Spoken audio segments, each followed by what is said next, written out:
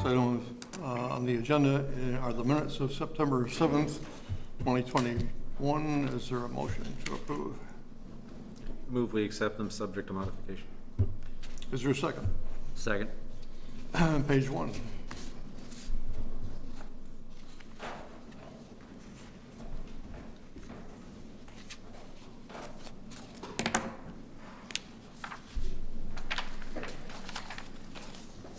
Page 2.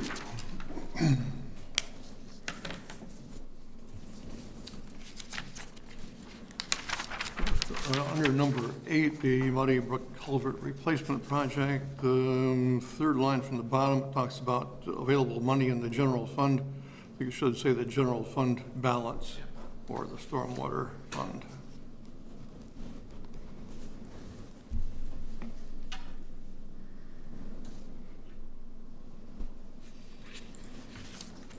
And page 3.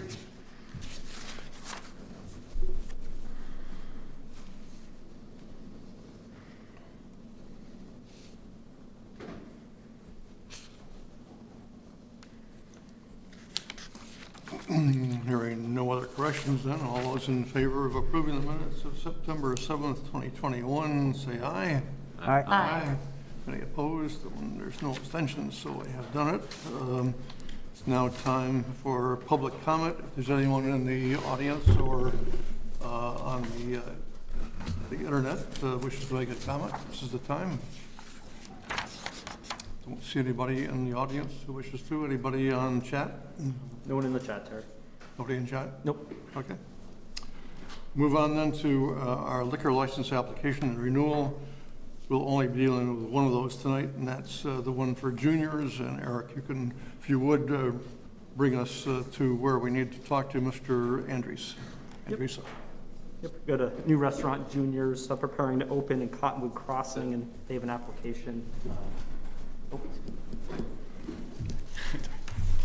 Or will have a first and third class liquor license to consider involved this year. If you unmask so we can hear you better. How are you folks doing tonight? Great. So, thank you.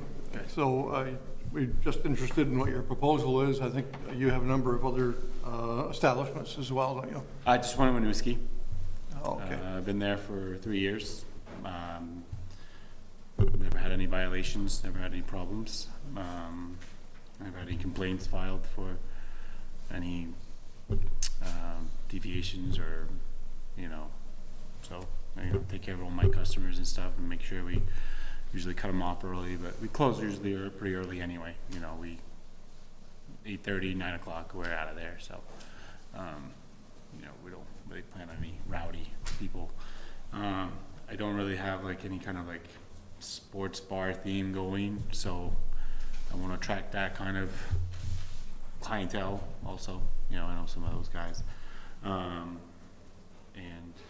yeah, that's really about it, I guess.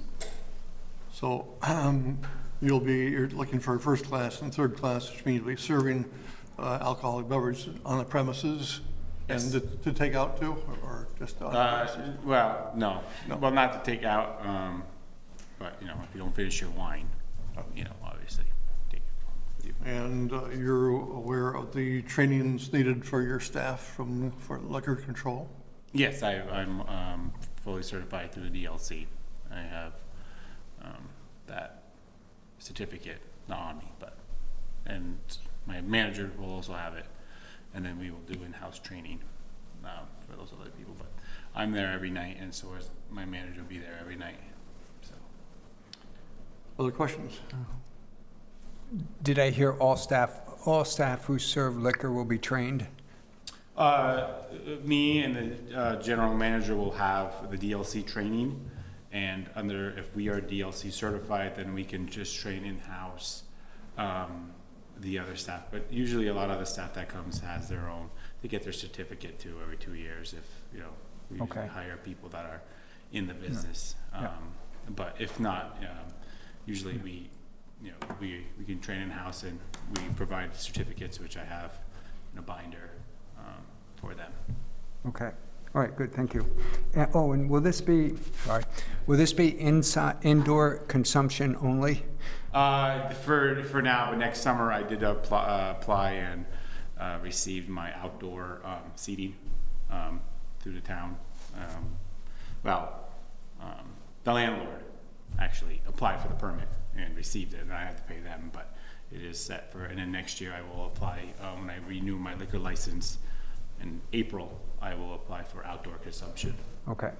All right, good, thank Small you. patio Yeah. area, and I will have it all roped off and everything like that. So. And what, Other questions? okay, Brett? sorry. And what's your seating capacity going to be? I believe it'll be under 49 seats in the restaurant, and I believe, remember it's been a while, between 15 seats outside, but I would say no more than that, 15, 16 seats. Other questions? Terry, one question. I was reading the agenda item and didn't quite understand it because it says from Texas Roadhouse. Oh, that's been taken care of. Yeah, there were originally going to be 2 applications, Jeff, so that was. Oh, okay, I see, okay. I understand how it reads now. Any other further questions for Mr. Andres? If not, I'd be looking for a motion. Move to approve a first and third class liquor license for Winooski Boy Inc. doing business as Juniors Williston through April 30, 2022. And a second? Second. Any discussion on the motion? If not, all those in favor of the motion say aye. Aye. I heard 5 ayes, so thank you for coming in and Thank you for your congratulations. time. Thank you. Sure, thank you. Guys have a wonderful night. You too. Moving on to the opiate distributor lawsuit settlement, then Eric's going to lead this off, and then we'll say hello to our good friend Josh Diamond. Remember to take this off. Thanks, Terry. Welcome, Deputy Attorney General Josh Diamond, joining us this evening. He's going to walk the board through a recent settlement agreement from a national lawsuit against opioid distributors that Vermont was a part of. This settlement has incentives based on units of local government signing on, and Williston's asked to consider its terms due to our population size. The board can consider action tonight following the briefing, or staff can follow up on any additional questions brought forward. There's a little bit of time for the board here. So I'll turn it over to Deputy Attorney General to walk the board through this. Point of order before we begin. I am an assistant attorney general, so this is to some degree my law firm that is making the presentation, and Mr. Diamond is my direct supervisor. He's great at it, but I don't think this is actually a conflict of interest, but I may abstain at the end just to give people a heads up. And you really tell us how you think at the end too, right? Yeah. Yeah. I just If the conversation comes around to you being uncomfortable with that, certainly, but if you're not afraid to say no to him, that's fine. he's heard me say that before. So you might want to demask so we can hear you better, Josh. Sure, and I am fogging up as well, so. So folks, thank you, Mr. Chairman, members of the Select Board, Eric Wells and others. Thank you for the opportunity to discuss this national settlement, which benefits the state of Vermont and the town of Williston potentially. But before I go through the overview, and I assume that you all have received the memo that kind of details, it's an executive summary of this rather large settlement, both with the distributors, but also a manufacturer called Johnson & Johnson and their subsidiaries, which I'll refer to as J&J. But before I do, I really want to acknowledge that the scope of the opioid crisis, how it has affected our state, our community, our neighbors, our family members, our friends. I suspect, like myself, many of you probably know someone, if not a family member or a close friend, who's been impacted by the opioid crisis. And if not, certainly you're 1 degree of separation away from someone who has. In 2020, we lost 157 Vermonters to opioid addiction, or to an overdose, I should say. That was a 38% increase over 2019. The crisis is still with us, and there's probably no amount of money that could truly one could recover to bring back a loved one or someone whose life has been devastated by the opioid crisis. But what these settlement monies do is they put money, and a significant amount of money, to help deal with the crisis, to help abate it. It's not going to solve it, but it does help hopefully put into programs that can help our communities, our families, our neighbors. So with that said, let me go into some of the numbers, and then happy to take questions either along the way or afterwards. The distributors, there are the three largest national distributors who operate nationally but also in Vermont are McKesson, Cardinal, and AmerisourceBergen. And I should note that the Vermont Attorney General's office has been litigating a case against McKesson and Cardinal for almost 2.5 years related to their actions in perpetuating and causing the opioid crisis, whether it be their failure to recognize that there were excessive prescriptions going on throughout our communities, both locally and nationally, and taking no action to stop that, or in their efforts to market these drugs jointly with some of the manufacturers. And let me just say, when General Donovan took office in 2017, addressing the opioid crisis and holding those companies who caused and perpetuated the opioid crisis was really priority number one. And even with these settlements, there are many other cases that are ongoing that hopefully we'll be able to talk about, not tonight, but if they resolve positively, we can share that information with you at a later date. The distributors have agreed to a $21 billion national settlement. After reducing some attorney's fees and also other offsets for Native American tribes, that leaves about $18.5 billion to be distributed to the states and their localities. The J&J settlement is a $5 billion settlement that is paid out over essentially 10 years. And once again, taking off some of the offsets for attorney's fees and others, that leaves about $4.264 billion to be divided. The distributor settlement will be paid out over 18 years. And those monies will be paid out into 3 different tranches or buckets that are sometimes referred to. There will be a 15% bucket for the state of Vermont, their general fund, although the monies need to be used towards the abatement or remediation of the opioid crisis. It can't be used for bridges or roads, but it has to be used to address the opioid crisis. 15% is coming back to Vermont's cities and towns and counties over 10,000 people. And then the bulk of this money, 70%, will go into what's called an abatement fund. And once again, that money has to be used for what it says, abating the opioid crisis. And the mechanism roughly will be that there will be a designated state agency who will submit a request for funds that have to be part of a list of approved uses, which is consistent with, I believe, Exhibit E of the materials that were sent to you.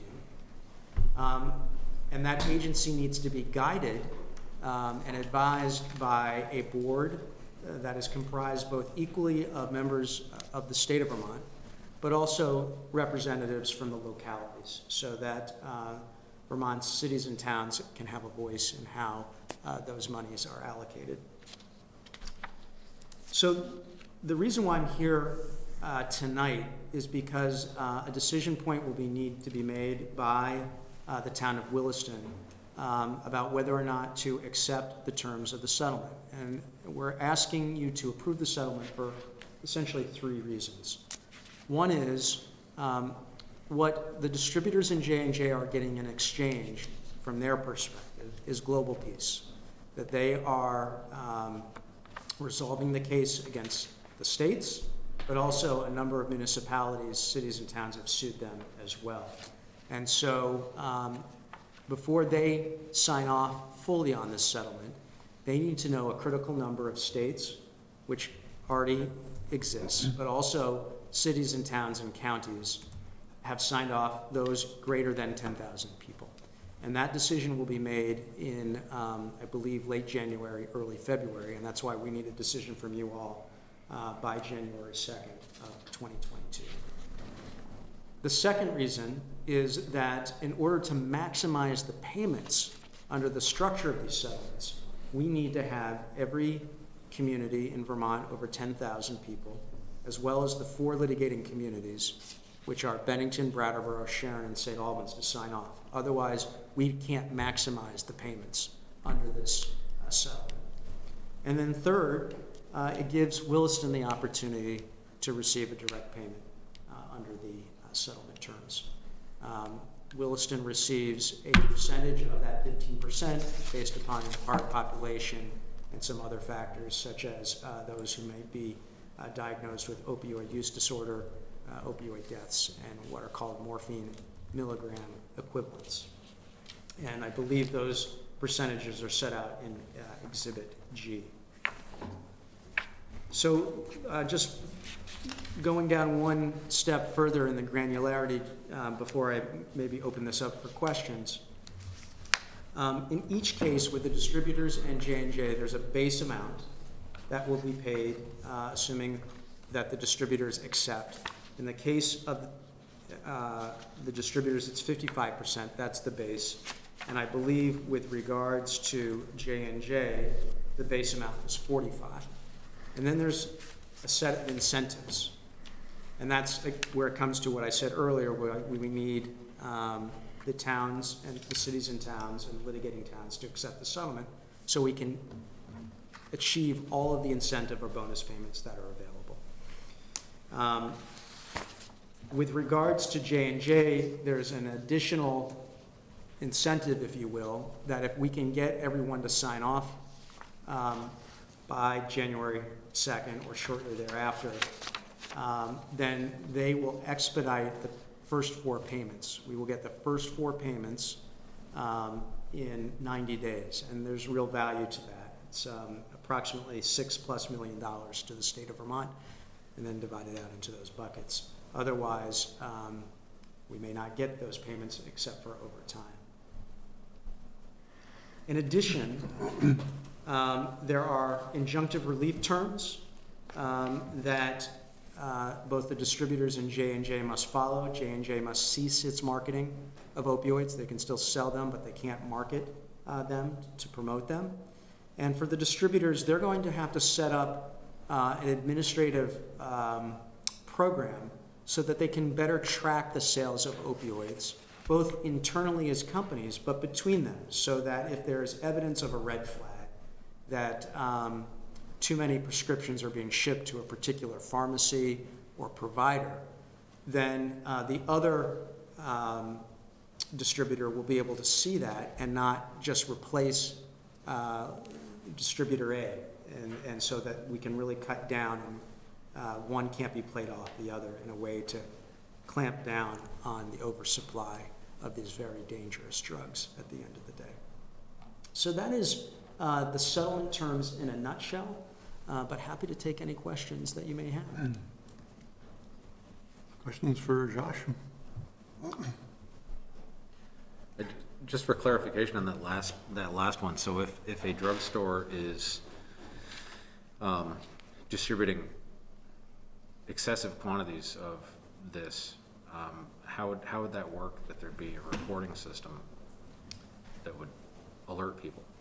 Right, and the big picture of that is that there's got to be a monitoring of how many sales are happening. There are industry norms about what would be appropriate on a pro rata basis. If you are in excess of those numbers, then someone needs to investigate, and then it needs to be reported into a national reporting system that the 3 distributors will have access to. And what do they do with that information? That information needs to be shared with the authorities, and they also have to take action. Josh, the hard part for me is it's really difficult for me to understand what this settlement means or what are the liabilities to this settlement. And so I'm going to ask the question in 2 parts. One is anyone in Vermont objecting to this settlement. If you were sitting, I don't know if that's the right way to put it, but what are the concerns being raised about this settlement? And then asking the question maybe differently, if you were sitting in my seat here, what would you want to know? What would you want to know about either the liabilities of this settlement, or, you know, what would be a reason not to approve it?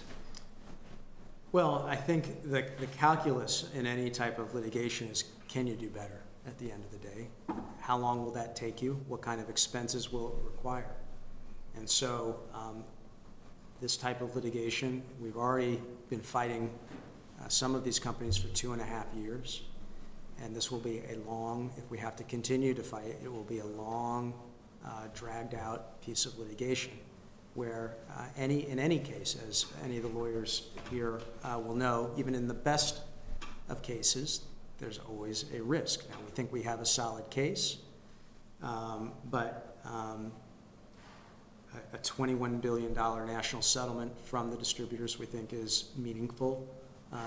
Again, it's not ever going to be sufficient to truly address the problem, but I think on balance, to get money to the states and our communities now so we can better address the problem instead of taking a gamble on what might happen 10 years from now. You know, if you think about all the appeals and everything else, the old adage, a bird in the hand is better than two in the bush. And I think that's part of the analysis. Okay.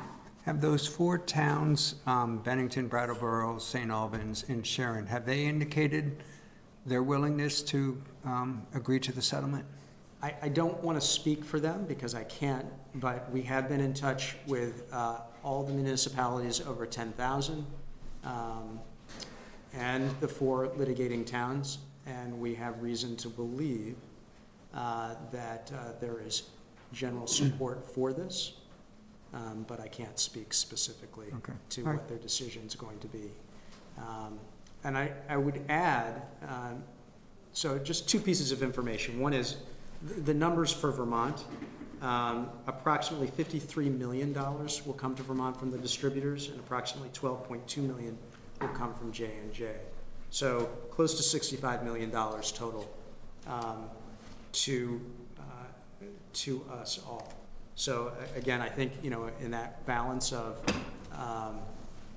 what makes sense, risks versus reward of litigation. But the other thing I want to share with you is just because Williston didn't join in its own litigation, it is no worse off than those towns that did. You all will be getting the same opportunity to have an opportunity to receive proceeds under the settlement. Okay, good, thank you. Yeah, I just have a few questions. So, so my understanding is then in order for Williston to receive, you know, this and to approve it, we have to become a participant in the litigation first. That's the first step? You have to become a participant of the settlement. Of the settlement, right. Okay, so we need to sign on that. And then questions a little bit about the kind of oversight of the funds. You mentioned that, you know, that the vast majority of the funding will go into the abatement. What will be the oversight in terms of the town portions for utilization of those funds? Yeah, with the mechanics, I would have to get back to you on, but generally speaking, the purposes that are identified in Exhibit E would be the purposes with which you could spend them. So similar to the state, you can't use it on bridges or roads, but it has to be based upon those identified in Exhibit E, which is a pretty broad list, from education to therapy or medically assisted treatment. I'm not saying that that would be the purview of the town necessarily, not having a city or town hospital, but there are a lot of options: housing, support for first responders, things of that nature. And you mentioned that a designated agency was going to oversee the distribution of funds. That's separate from the designated mental health agencies, I'm assuming, or would... That's my understanding. The legislature or frankly the governor's office will have to figure out who that agency is. That designation has not yet been made. My understanding of the mechanics will be based upon the advice and guidance of the advisory board, then the agency will make a decision about which programs it wants to fund. And then it will have to make a request of those monies and provide some articulation that it's within those purposes of Exhibit E. And then the fund administrator will cut a check to the agency. All right. And if one of the subdivisions, one of the towns over 10,000, or one of the four litigating other communities, if they don't accept, then that's it for, you know, the entirety of the state? How does that? Yeah, so, and this is where it gets really complicated into the details, but depending upon the population of that entity and under which particular deal, if one of the towns over 10,000 does not join, it doesn't mean there's nothing. It means it's just a reduced amount. And then you mentioned also some other outstanding litigation separate from these two settlements. And so this will have no impact on continuance of that litigation. Correct. Okay. And what I can say is to that, the state of Vermont has been litigating against Purdue Pharma and the Sackler family. That matter is currently in bankruptcy court. The bankruptcy judge recently issued a decision last Friday on a bankruptcy plan, and Vermont is considering whether to appeal that decision, in part because it is a bit unconventional that the Sacklers, under the order of the judge, have been granted releases from the claims that we're pursuing, the states and others, without being a formal debtor to that process. So they're not having to put up all of their money necessarily to the bankruptcy judge to redistribute. We think that raises some serious questions about fairness in our American system of justice and to those victims. So we are trying to analyze what the next steps are, and we'll be needing to make some decisions soon. Thank you. You're welcome. Other questions? One last question. Josh, when are you hoping to hear from towns like Williston? So certainly before January 2nd, Okay. 2022. The National Settlement Administrator is going to send an email, most likely to Eric and to the chair of the Select Board by the end of this week with instructions about how to sign up for a DocuSign. And then the language, which I think is reflected in one of the exhibits about release language, will be forthcoming. So there'll be a process. You know, we would hope that you don't wait until the very last moment, but certainly there's time, and if you have questions, happy to entertain those as they may arise. My question had to do with just to get opportunity for the public to weigh in, who might be watching this meeting, read about it in the newspaper, that type of thing. So if we were to wait a select board meeting or two, you don't see that as an issue? I don't. Okay, we're good, thanks. So can I, as a matter of history, we were approached, I can't remember by who, but it was over a year ago, with some entity asking us if we wanted to pursue a lawsuit on behalf of the town, and we didn't do it. We chose not to join the four towns. Yeah. It seems, I mean, am I right, and maybe this isn't, you know, maybe this is speculation, but it seems like towns that are over 10,000 people or more are being asked to sign on to this because the defendants are saying, look, if we're gonna resolve this, we want to resolve it entirely. If you're gonna get any money from us, we don't want to write a check and then 2 years from now have the town of Williston sue us. So if you want the money, get these people, get these entities, municipalities in to sign on to it. We get finality, you get money, and that's why we're being approached. Because my first reaction to this was that I wasn't shocked or anything, but I was curious that, you know, we didn't join these lawsuits. But it seems to me that the reason that we're being approached is because the pharmaceutical companies are saying, look, if a municipality has the right to continue suing us, then we're not gonna settle it, because it's not really settling it for us, because we write a check to you guys, and before you know it, towns of 10,000 people or more are suing us, as these other 4 towns did. That is correct. And in the details of this settlement, and I think it was put forth in the memo, there, in the distributor's case in particular, as it impacts Vermont, there's a 5% holdback. So if any town has sued after year 6, or by year 6, I should say, in the 18-year spread, and that case has not survived a motion to dismiss, I think, within 6 months, then 5%, there's a lack of recovering 5%. If no municipality has sued, then that extra 5% kicks in and flows back to everybody.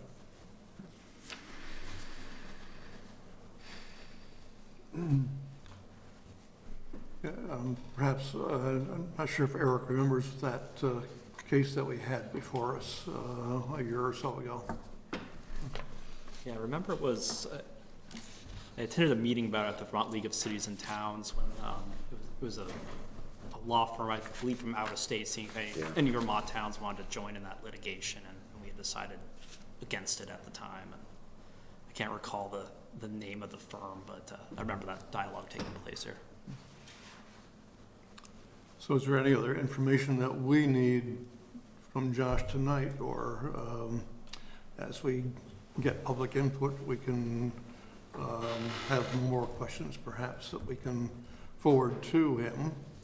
And as usually with a situation like this, we put the actual motion to accept a couple of weeks in advance or down the road, so that we have a chance to get more input from folks. And if that's acceptable to the select board, I think we're good for tonight then. Yeah. So we appreciate the information. You're welcome. Thanks, Thank Josh. you. Thank you. Again, happy to entertain any follow-up. Good, thanks. Good evening. So we're running a little bit early, but do we have our 2 next presenters, Jake Borgeson and Joe Gay? Jake's online, I think it's not. We have Joe here, okay. Let's get Jake on the line, and we can, Eric, you can start off with the preliminaries on this, and we can go to the 2 presenters. Jake, I'm going to connect you right now in a moment. This is the noise ordinance variance request.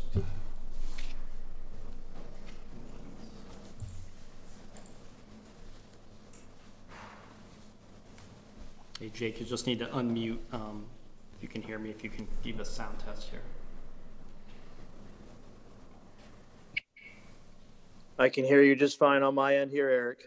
There we go, thank you. We can hear you too, thank you. So Eric will lead us off, and then Jake will go to you, and then to Joe Gay.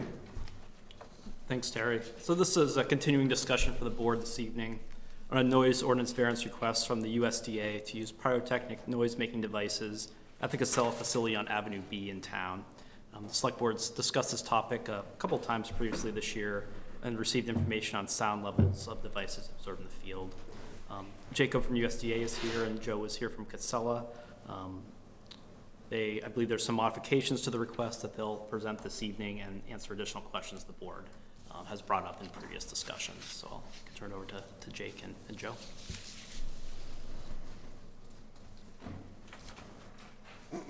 So Jake, we're ready for your presentation. Yeah, absolutely. Thank you all once again for revisiting the topic here and the situation we're kind of trying to deal with at the Casella Avenue B location. I really don't want to go into too much of the history again. I think we've kind of indulged on that at long lengths at this point. Having chatted with Joe recently and kind of keeping Eric involved as well, we're still open to any possibilities that the town may grant us on a even trial basis to utilize, just to begin with, just to utilize the screamer pyrotechnics only. I think under our field study that we did with Eric and the folks at Casella, in response to our neighboring community there and in our childcare facilities, that definitely seemed to have a very minor impact on the overall community within the adjacent area to the Avenue B location. So I think we've kind of focused primarily just on that technique, and leaving the bird bangers off the table because they did have a little bit of a higher overall decibel reading, and those seem to be somewhat more audible than the screamers. I think some of the folks that were involved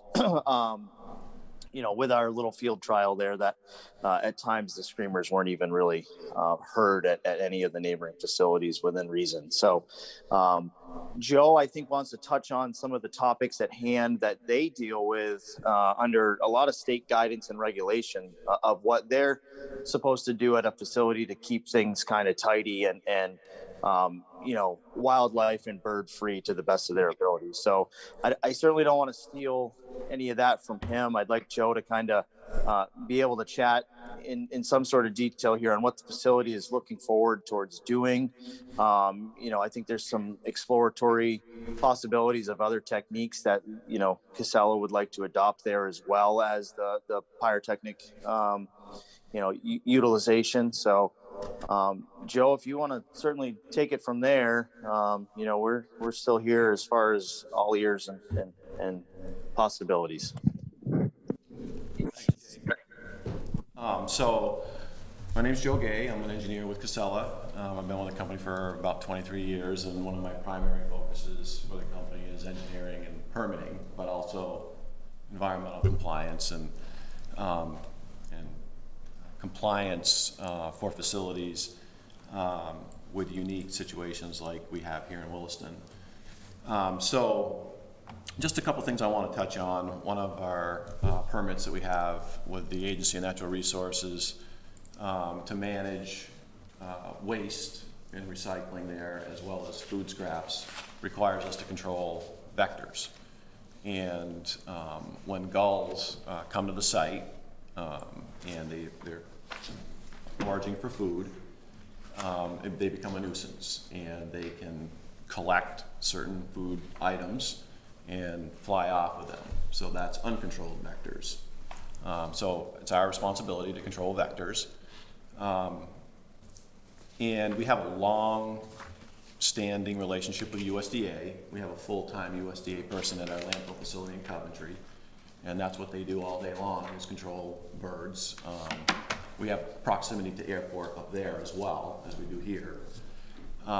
And certainly the proximity to the airport is something probably Jake can speak to more, but I'm here tonight to speak to our concerns at our facility and the compliance with our permits. So recently we've permitted a food scrap managing facility, organic facility at the site.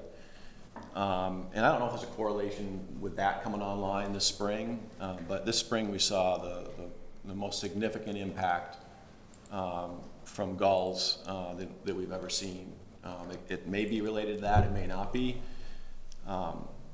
One thing that I think that we have learned through the years is today, probably tomorrow, next week, gulls aren't an issue. It's at certain times, sometimes it's hard to predict. I would offer that it's probably more prevalent in the spring with migratory patterns. But it all depends on what's going on in the area for foraging, for food. If there's not an abundance of food out there in some of their normal habits, they'll come to the transfer and they'll look for opportunities. So it's somewhat unpredictable. But what's handy with USDA is they're right over at the airport, so we can call them up and say, hey, right now we've got an issue. And they're very responsive. They'll come right over and help us with the situation. But because this spring it was worse than it had been, we had them involved a little bit more, and we started brainstorming ideas on what can we do, and that's what culminated with this application on the noise ordinance. Was they proposed the banger and the screamer. And I think you guys are familiar with both of those techniques, both pyrotechnics. We're willing to take the banger off the table. When we did the study, I think that was more noticeable for sure. at distances away from the site. The screamers, not so much. You know, I didn't read your staff notes, but I think they were barely noticeable, maybe not noticeable, you know, at some distance away. So I think what we would like to do is try the screamers and see how that works. And, you know, that would require a variance from the noise ordinance, and, you know, give that a shot. I think we obviously would be very responsible. We could come back and discuss this further if things don't work out like we think they're going to. We think it's going to be a very useful technique to control gulls. And one other thing I'd like to mention too that's important to me personally, as well as the people at the site, is our drivers and our transfer station operators manage one of the most dangerous industries today that we have. When they go out and collect trash, recycling, food scraps, they're at high risk every day, and then they get to come back to the facility at 2, 3 o'clock, only to have seagulls defecating on all over their vehicles, perhaps sometimes on them. It's just not pleasant, frankly, for our people there. And so yes, it's a compliance matter for our permits, but it's also a quality of life issue for us as well. We don't think there's going to be a negative impact where our facility is to the community with the screamers. We've got a very responsible partner with USDA, so I think collectively, you know, it's the right thing to do is to have this tool in the toolbox to control gulls more than we currently have. So I think that's, you know, we do have other techniques. We use effigies. We do have an audible distress that we use there. We have installed specific bird resting devices that discourage them from roosting on, not roosting, but landing on roof edges. They're called daddy long legs. We put those up. That's helped. The audible distress helps, but the gulls get used to that, frankly. Effigies, same. And so the gulls are smart, you know. They're a smart animal and they adapt. And unfortunately, we all create trash and food scraps, and what's happening out there is somewhat of a reflection of our culture. And we just need a little help to help control that, that's all. And so we're looking for the variance for the noise ordinance. Good, thank you. So I think earlier we had heard that the prime time for this would be during May and June. And I just wonder, just for the purpose of discussion for the board and for you two, is if we allowed a variance for screamers only, starting like on the middle of April and ending in the middle of July, would that be something that you think would possibly work? Yeah, I think at this point we take anything. I think you've kind of spanned the time frame that we think we probably have the worst issue. I would just ask if we go through that time frame, maybe 1 year, maybe even 2 years, and we don't really have a problem, you know, maybe that could be expanded beyond that. If we have a gull issue, we're only going to do this if we have an issue. We're not obviously going to, you know, fire off pyrotechnics just for the fun of it. So let's say in November we have a migratory issue and we have a bunch of gulls and we haven't had issues or complaints. I would just ask, you know, after the trial period, if we could go to something a little more flexible than that. And I could come back at that point in time too, and we could discuss it further. But yeah, we'll take that. Other questions or discussion on my proposal? So to make sure I heard it correct, just want to make sure I heard it correctly, is the concept being discussed right now is a trial period in April, May 2022 of screamers only. Half of April, May and June, and half of July. Okay. That ends up being a how many month long period? So that's 3 months total, but it's, you know, a half a month, 2 months, and a Yeah, half month. okay. So for a 3-month period next spring into early summer. It would Into start summer. next year. What's that? We'll start next year. Right, okay. Jake, does that sound like it spans our time frame of concern for the most part? Yeah, I believe so, Joe. The only concern I have, obviously, with what we've seen in times is just through climate change.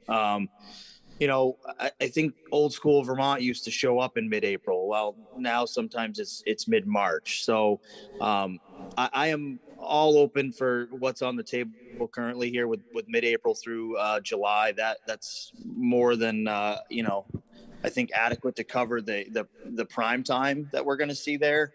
I would also like to just kind of piggyback with yourself there on the fact that there is somewhat of a flexibility type situation if we do indeed run into, you know, an early onset of spring where that, in our opinion, is when the gulls are really looking for those supplemental food resources when the overall natural forage that they would typically wine and dine on, so to speak, in the Champlain Valley is not there. You know, when things are still frozen or still in the, you know, the early stages of thaw, you know, that coupled with the, you know, onset of migration and the returning of these birds, that is certainly where we're going to see these issues evolving there. So I'd be more than willing to stick with what's on the table with just the notion of a possibility of some flexibility that we can certainly approach the town at the time if we do start to see early onsets of this sort of issue from a, you know, from a nuisance level with the facility as well as also a hazard level with the airport. So my concern is that unfortunately it does, the timing still does align with the time when children and everybody's going to want to be outside, and any barriers to the sound will be even lessened because the children will be out, you know, using outdoor spaces at the daycares and so forth. And I understand that, you know, during the day timing doesn't work to do it after, you know, business hours, because that's not when the gulls are primarily becoming a problem. But again, you know, that timing doesn't work great for the needs of the children and the businesses in the area.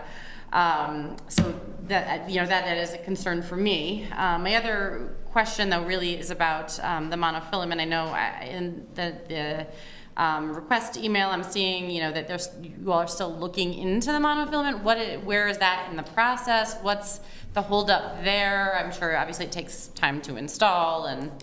Yeah. So I tried to get some information on where that stood before tonight's meeting, and I don't know. I know that we're trying to collect pricing to get that done. It's requires installation of poles. We're spanning a large area too, so there may be some guy wires that are required. We got natural gas fueling for our trucks out there. There's not a lot of space on the ground, even though it's somewhat wide open. You got to put the poles in and span those. Again, I think we're also trying to keep costs down. I mean, the price of waste and recycling and organics management has gone up significantly for Vermonters, and we're also sensitive to that. This would be a costly project to put the monofilament up, and we think this pyrotechnic technique is going to be cheaper and more effective. We've seen marginal success, so we've understood from the Chittenden Solid Waste District with monofilament. I think USDA has been involved with that as well. Again, the gulls get used to it.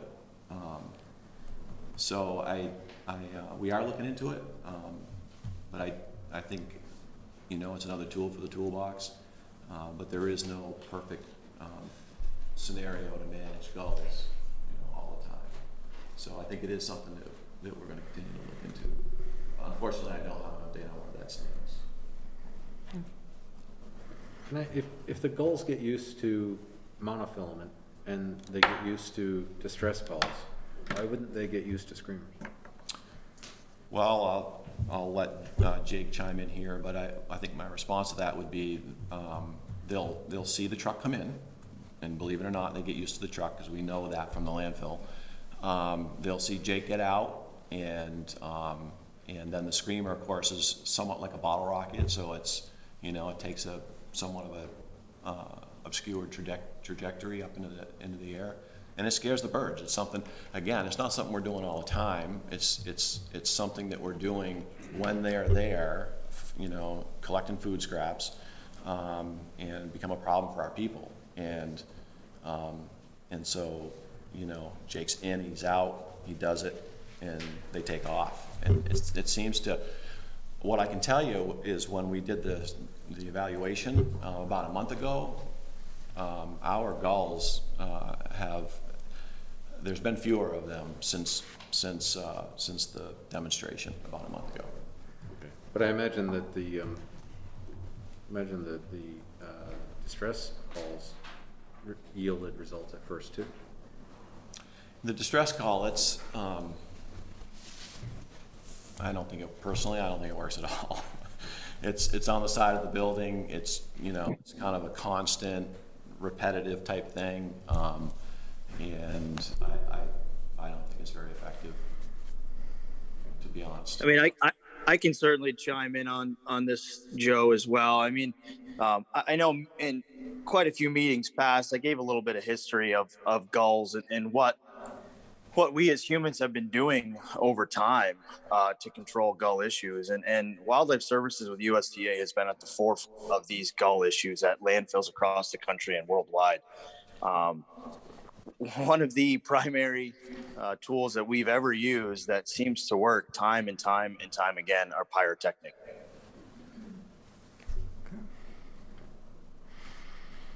Agriculture from the get-go, and they've been rapidly used since then to deter, not just gulls but birds as a whole at all sorts of facilities, airports included, municipalities, landfills, transfer stations, the like.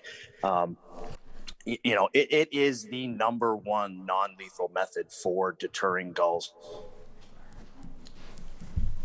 I'd also add that the Agency of Natural Resources is highly supportive of the use of pyrotechnics. Jeff, I know maybe in your days past, you might have run into this, but we have a very clear understanding with the agency about their position on vector management and gull management, and it is an important item for them. Which, obviously why we're here tonight and why we have a full-time person at the landfill. They're an issue, and frankly, they're an issue for our people when they come back to the site as well. We have a quality of life issue with it. You can come out and interview any of our guys if you'd like. It's not pleasant. The one comment I have right now is I'm liking the idea of a test period, defined length, but I would also ask, or I'm going to throw out there and see what your response is, that the test period, the understanding being is that the town may choose to end it at some point if we hear significant negative feedback from those affected by it. Absolutely. I think that works both ways. If there's significant impact or significant calls, complaints, I'll even end it before that. Okay. I would ask, if you hear no complaints, maybe we could extend it. Deal? Well, I would assume the concept of the test period is ultimately to make a permanent decision. Are we going to grant it, what's the word? Sorry, drawing a blank. A variance or not?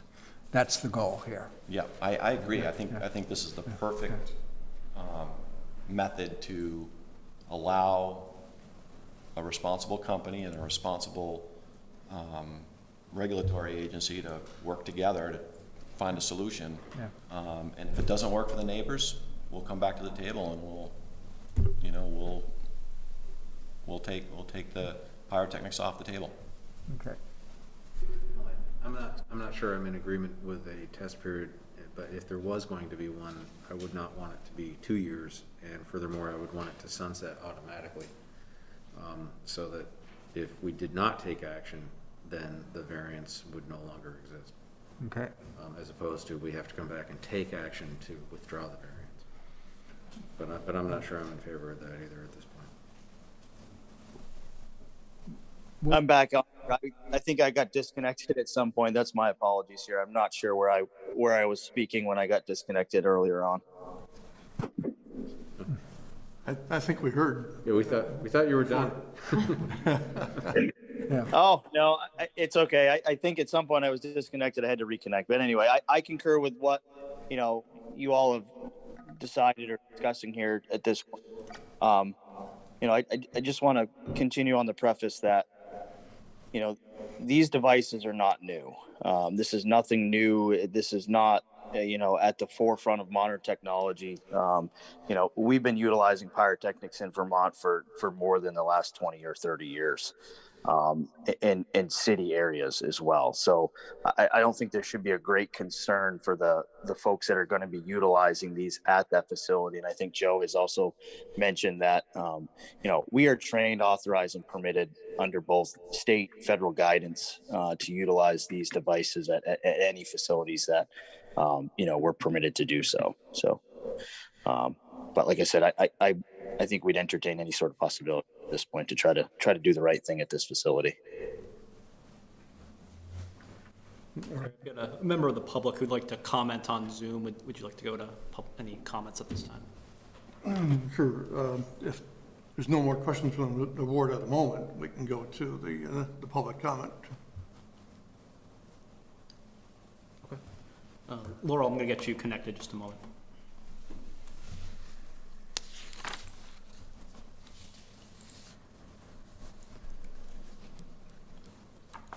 Laurel, you'll just need to unmute on your end.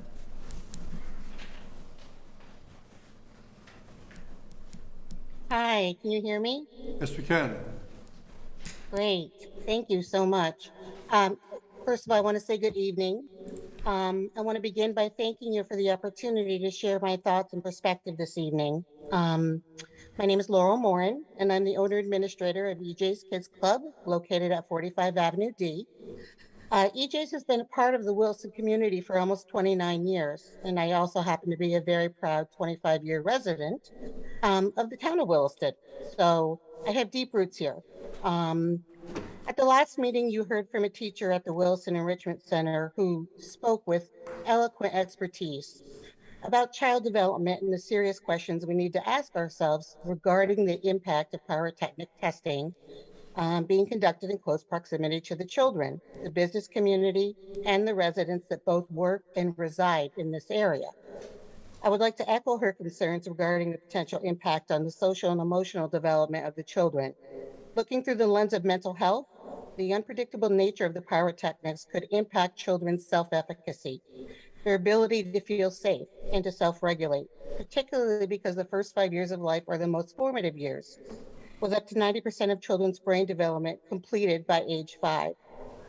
Factoring in mental health is also a consideration that should be weighed and investigated. Though the recent cell phone testing completed indicated decibels in the range that are deemed acceptable, I remained concerned about the cumulative effect of the noise on the children.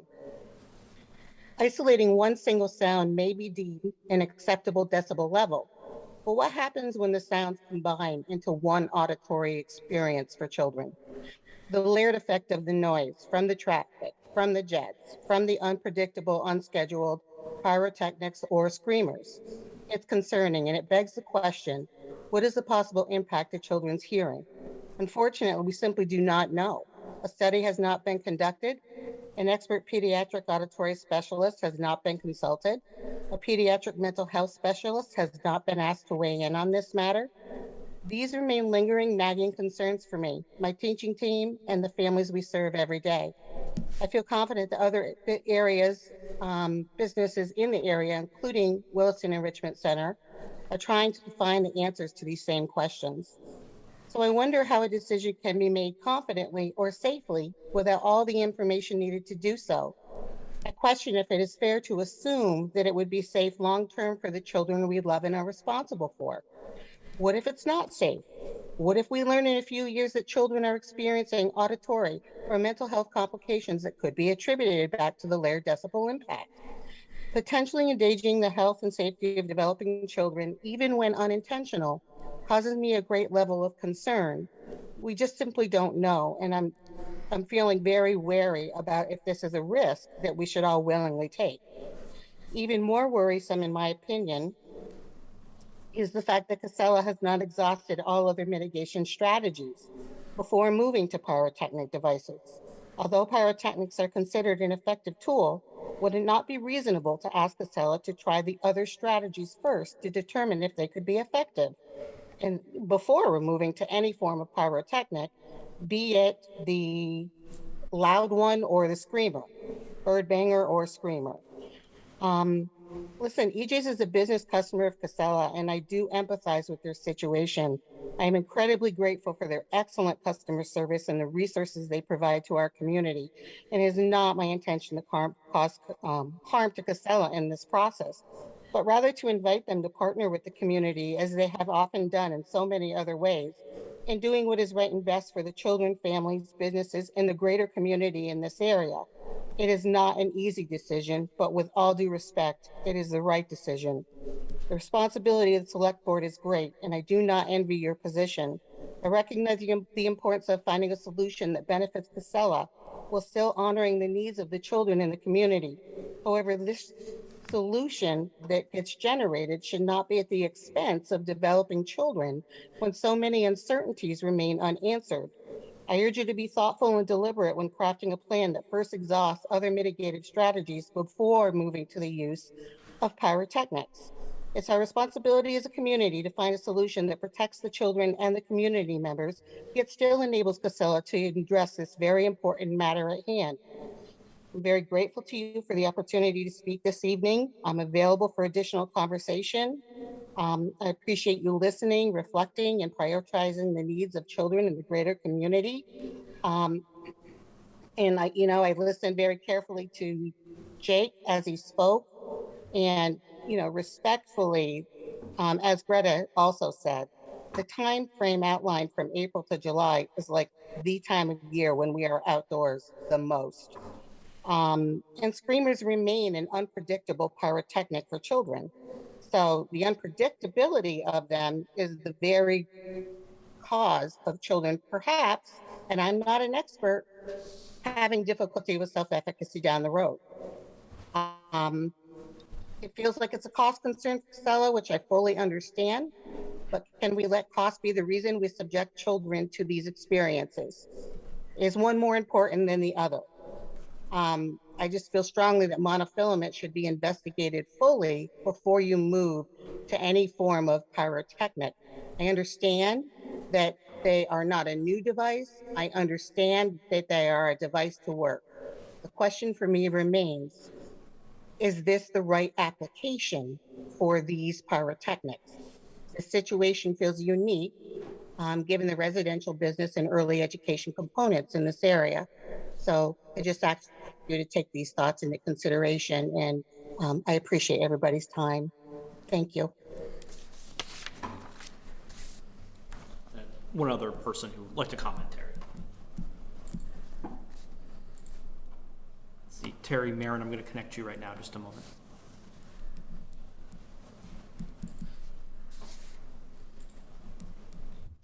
Hi, can you hear me? We can, Terry. Great. So my name is Terry Marin, and I'm a resident of Williston. I'm also a member of the Conservation Commission in Williston, but I'm not here as a representative of the Conservation Commission. I'm here as a concerned citizen in Williston. And so I just wanted to, also express my concern that Casella is putting cost in front of, the community, and that the monofilament grid system should be considered and installed before these screamers are implemented. I think that they really need to, give that a try. As I say, I go to the dump once a month on Redmond Road. I drive by. I see no gulls, hardly. I see mostly crows and a few mourning doves. And pretty much gulls are off to the, if they are off to the side. I think it's a very good system, and it should be used. It's a cost of doing business in this kind of operation, and obviously they knew what they were getting into. I do think that this bottom line is it's the wrong place for this type of operation. I'm not sure how they got the permit to put in this type of facility right next to an international airport, and also right next to a Air National Guard, where they had at that time F-16s and now the F-35s and other airplanes, commercial.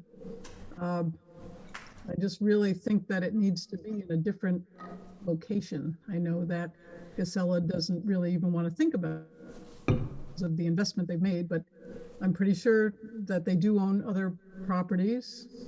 The other issue is that the facility on Redmond Road actually has plenty capacity to handle food wastes from the area, and it's underutilized at the moment.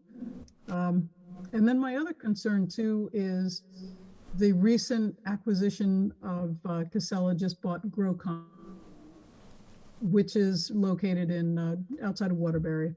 And I'm just concerned that that facility will be closed, and all the food scraps from that area, which used to go to grow compost, will be coming to Williston, which will just increase the amount of food source for the gulls. It just, the more food there is, and the more the more the gulls will come, and they will. That's just, when the compost facility was at the Intervale, it was great birding. There were lots of gulls, and they just are persistent, and it's not their fault. They're just trying to etch out a life, but I think it's irresponsible for us as humans and of this compost to be putting that there and pointing the finger at them for this problem with the airport and the quality of life of the employees. I feel sorry for them, but you have bought a situation where they will come. So I just, like I said, I really think that the Casella should invest the monofilament grid system. Try that. They need, it should be installed prior to the winter, get it put in and be ready for spring. And someone mentioned climate change, and yes, they might start coming in March as opposed to April. So I would really urge the select board to urge Casella to move in that direction. Thank you very much for listening. Anyone else on the line? Nope, no one else, Terry. So what I tried to do with the proposal is to recognize the public safety aspect of the airport and the reality of the gulls coming this way, and also taking into consideration the children at the two daycare or child care centers. And so I think we need to wrap this up tonight, either to pass a motion or to deny the request for variance.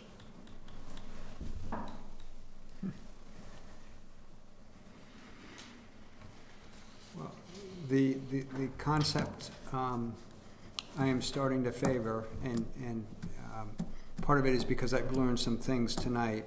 A, it's limited to screamers. B, limited to a specific time period, which right now is a 3-month period in 2022.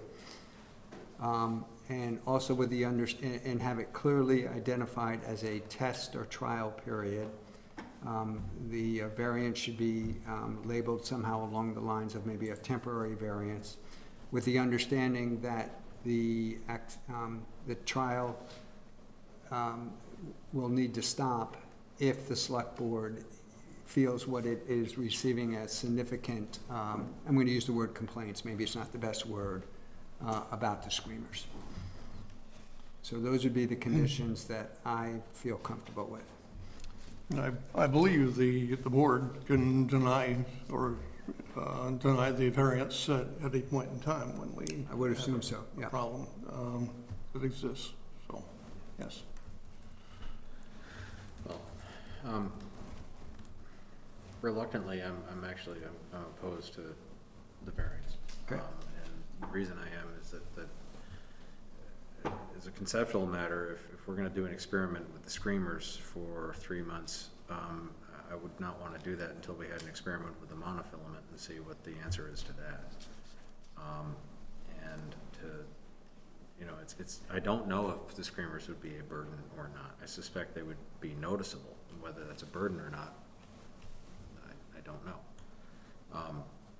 But it is a risk of a burden, and I don't think I'd be inclined to support that, even that risk, if we haven't said that it is a matter of last resort. So I would not be in favor of the variance. If there was a variance, so I would not recommend that it be that the select board can withdraw it. I would be that the variance is for a time certain and then it sunsets unless the select board takes action, which is different. I don't think I'd join that motion anyway.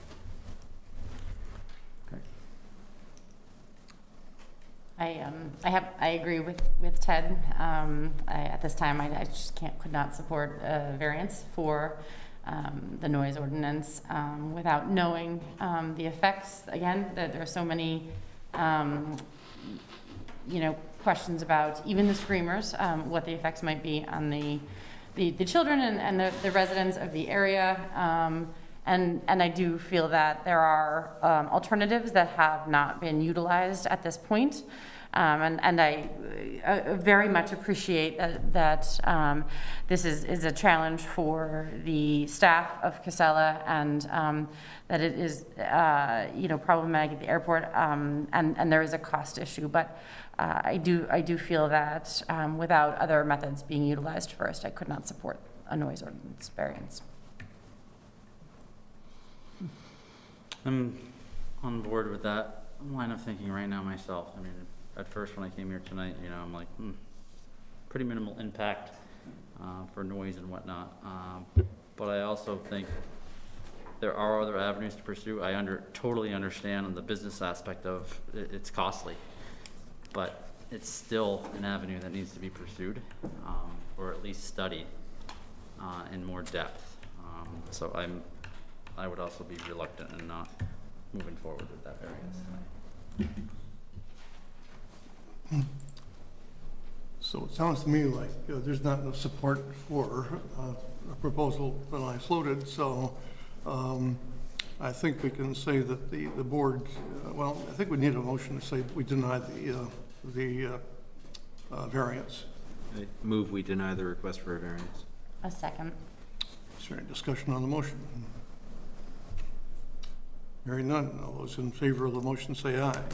Aye. Aye. Those opposed say nay. Nay. Nay. And the ayes have it, 3-2, and the variance has been denied. So thank you both, Jake and Joe, for being here tonight, and we'll carry on. So we'll move on then to the Town Energy Committee and Administrative Support. And Eric, I'd like to have you begin with the overview of we'll be discussing tonight as far as the committee.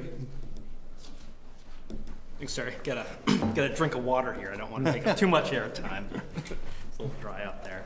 So good evening, everyone, and a lot of folks here in the room and listening at home. So when I was preparing for the meeting tonight, I thought it might be helpful to just kind of recap where we are on our energy work. The energy plan was adopted as an amendment to the town plan about a year ago. Prior to that work, which was A lot of work went into it from a subcommittee and the planning commission.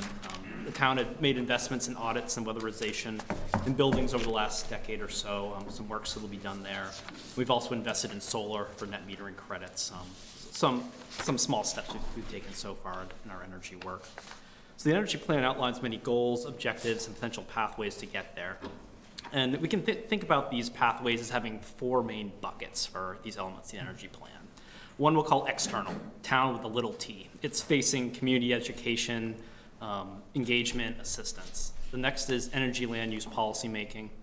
Next, internal, think of town with a big T.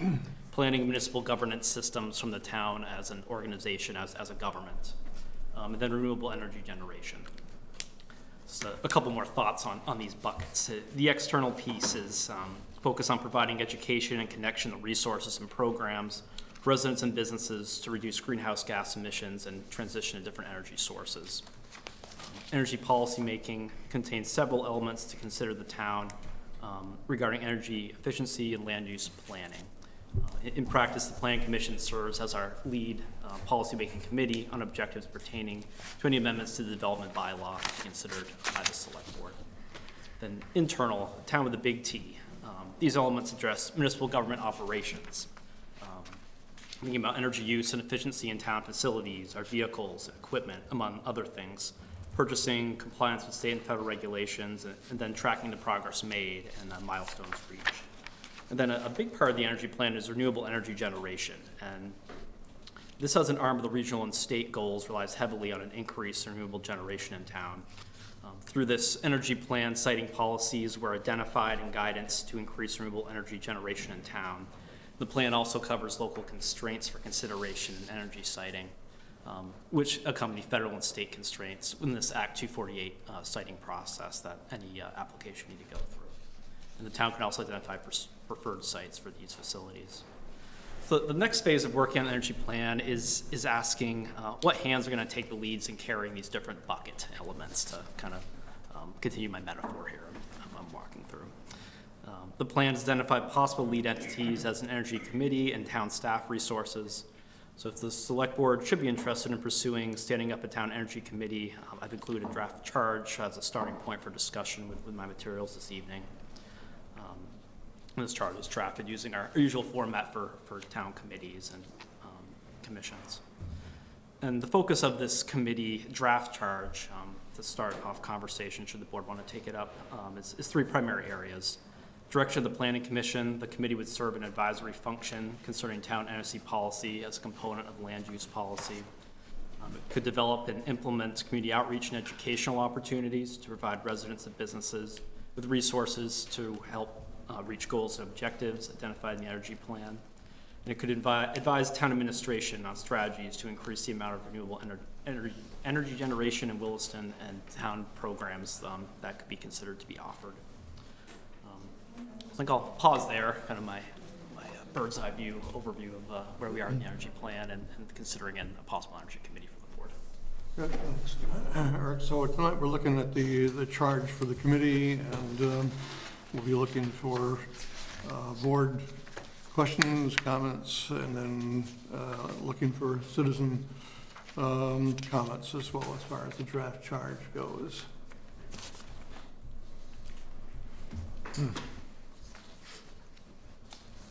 So we're focusing just on the committee right now? Yeah, Okay.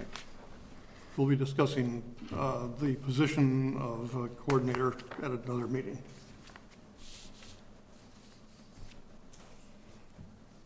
Oh, okay.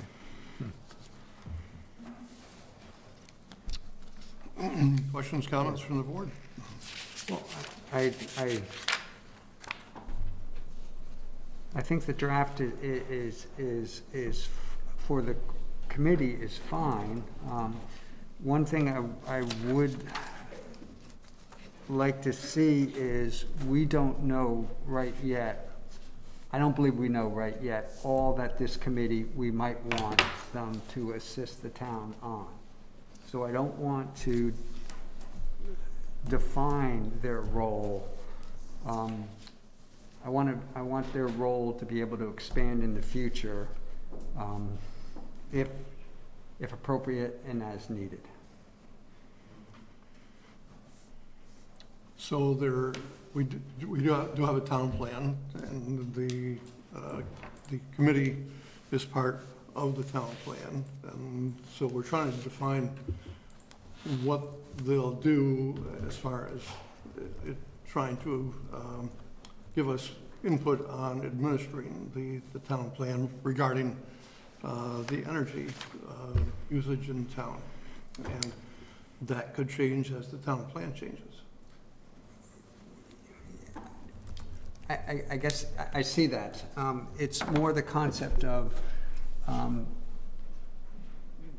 what are going to be the appropriate, I don't know what the right word is, activities, policies, processes the town is going to be evolving, and we can't predict that. And we can't predict how that need for these, again, actions, policies, what have you, is going to increase in the future. So that's where I guess that's the area I want to focus on a little bit, is how do we make sure that this committee can be, again, engaged in whatever ways, it should be in the future, as opposed to defining what that role is right now. Does that make sense? I understand what you're saying. Yep. I'm not sure that we know, well, we don't know how. Right, we don't know what we don't know, yeah. Right. So Any other comments? seemingly, the first charge of the committee would be to establish, the goals of the committee itself and how that would implement the energy plan. And I noticed that in the charge, there's a lot of language around serving an advisory function. My concern is that will pigeonhole them into not having the capacity for action on certain items. And so it mentions a couple times, that is kind of their function would be advisory. And so I don't, maybe that language could be removed so that they could proceed without, I'm just. Well, what would you have, what powers would you give them? I'm not sure. But the energy plan has been adopted, and so seemingly the time to move forward with it is now. Sure. And so some action does need to be within their capacity. Well, okay, but I mean, I guess in terms of structure of governance, I mean, it is a committee. Right.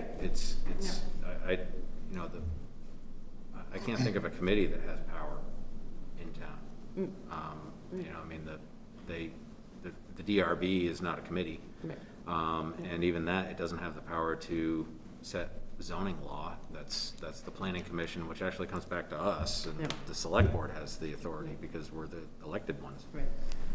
So I don't, as a matter of concept, and I don't want to be too highfalutin, but as a matter of democracy, I don't know that we could give, or that we should give any committee actual authority over stuff. And the other thing is, in terms of implementing, that's going to be the manager and other, employees of the town that actually have to implement. Well, things. yes. So I don't know that I would go with that. And can I just say, in terms of Jeff, your situation, we can modify the charge anytime. Right. So I don't know that we need to, Yeah. Yeah. try to figure out what the known unknowns are and work around them tonight. No, I appreciate Greta's comments because it's helped solidifying what my question is. And it's really that question of where should this group, I'm going to call it a group right now, sit? Should it sit as a committee or should it be more? I mean, should it be a commission? Should the town of Williston have an energy commission? I realize our energy plan doesn't say that right now, but it may be more appropriate that this group have more stature. Yes, in town. Once we go through with the board, we'll go to your comments. Yeah, so thank you, Greta, that was good, good. Thank you for I need- clarifying. I need that what I'm trying sometimes. to- Yes. Further questions or comments from the board? Right now. All right, then we'll recognize people who raise their hands. Yes, sir. It's probably easier to unmask when you get to the microphone. Hi, Chapin Kaner, and I'm on the Planning Commission, and I chaired the Planning Commission during the development of this plan, and so I think I can answer what the Planning Commission's intent was about the questions that were just asked.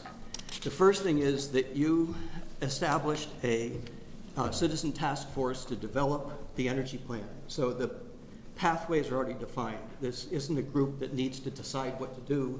The plan is there with specific pathways, and they are to be implemented. The second is that the way that the pathway 1.2 is stated in the energy plan is establish a permanent volunteer staffed energy committee to assist the energy coordinator with implementing the measures contained in the energy plan, et cetera. So we had the explicit idea that this committee would report to somebody who did have some authority. So the committee didn't need authority. It was an advisory committee. But the energy coordinator would be the one with authority, would be a department head, as your other department heads are, reporting to the town manager.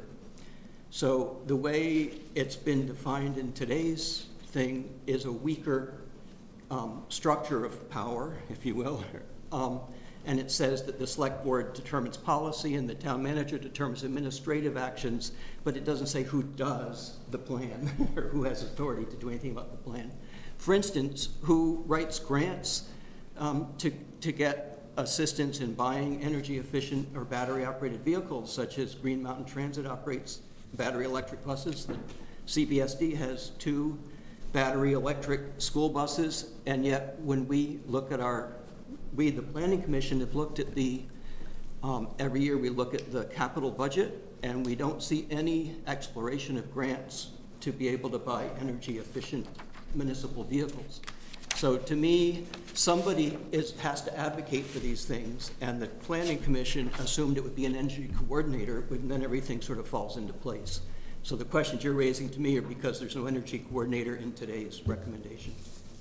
I hope that helps. Yeah, thank you. Other folks who wish to comment? Yes.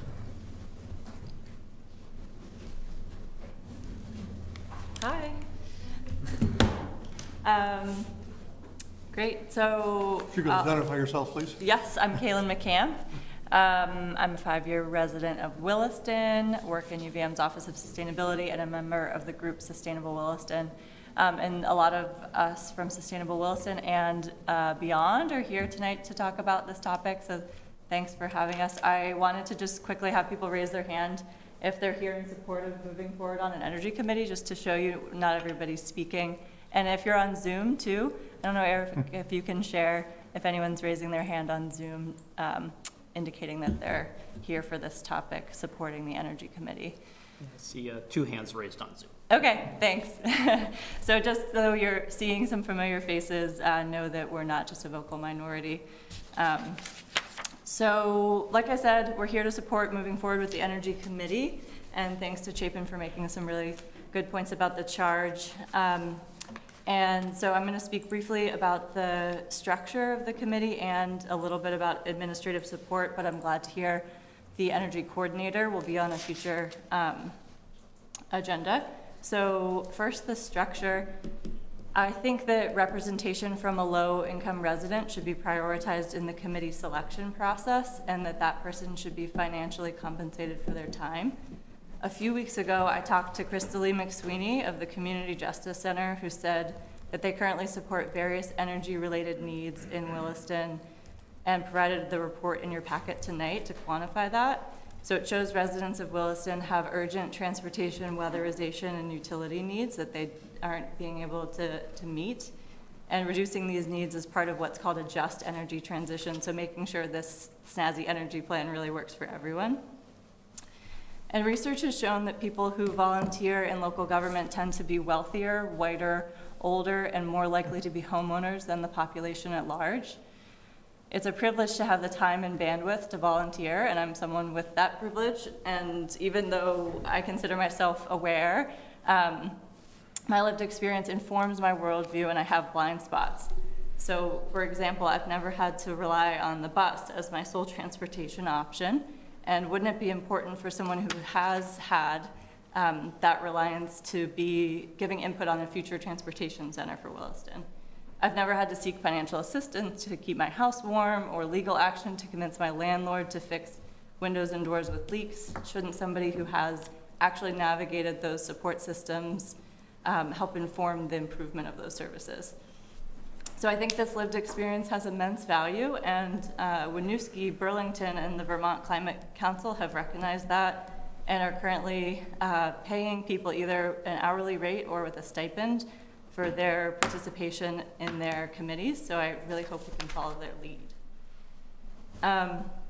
Then second, on administrative support. So I know at the last meeting, Jeff asked about creating an energy coordinator position in this fiscal year.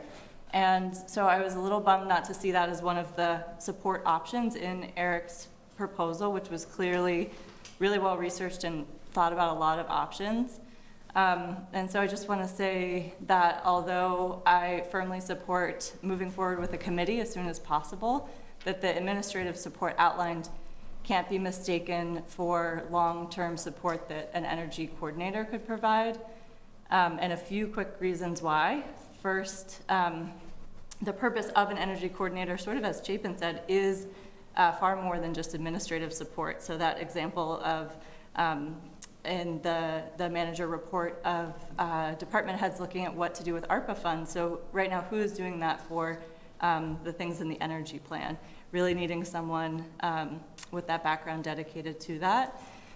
Second, the Eco AmeriCorps position is a nice idea, and I just want to share my personal experience supervising students at UVM, a lot of whom go into AmeriCorps as recent grads, sort of the general demographic of who can be supported with a living stipend instead of a salary. And so I know well what the skill level of that student is, and just that it's not the match of this level of sophistication that we need, the typical AmeriCorps profile, and that's not quite what the job is asking for compared to, say, the Hartford Energy Coordinator and what that job description looks like. And then finally, I think over-relying on the CCRPC energy project manager position is a little unfair to our neighbors. So we are a well-resourced town, and that position has to serve 14 towns.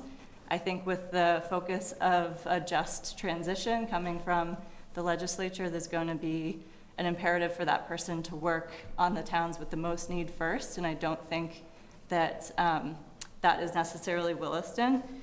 We have a well-resourced resident population, an adopted energy plan, and there are models we could use, like South Burlington, using ARPA funds to add new positions, knowing they'll have to take them over eventually, or our excess in the reserve that we have. So I think there's a really unique opportunity to set up a strong system of support that goes beyond what is kind of outlined right now as a short-term model, and just want to be clear that there's a lot of people here to support moving forward, but not to mistake the current administrative support for what an energy coordinator can ultimately provide. So thank you. Thank you. Anyone else who wishes to speak?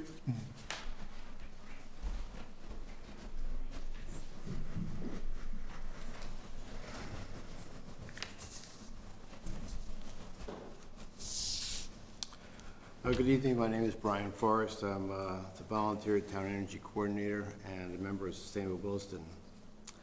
I would first like to thank our town manager, Eric Wells, for his thorough analysis he went through regarding implementation of the energy plan. The proposal used an assistant town manager / HR coordinator, and while Eric was Rick's assistant town manager and the staff person for the energy plan task force, an invaluable asset in that planning coming together. This is a much more time-intensive position, as I'll outline later. The staffing plan proposes some time from a person from the Regional Planning Commission whose time will be divided between 14 towns, which leaves us another part-time person working on a plan.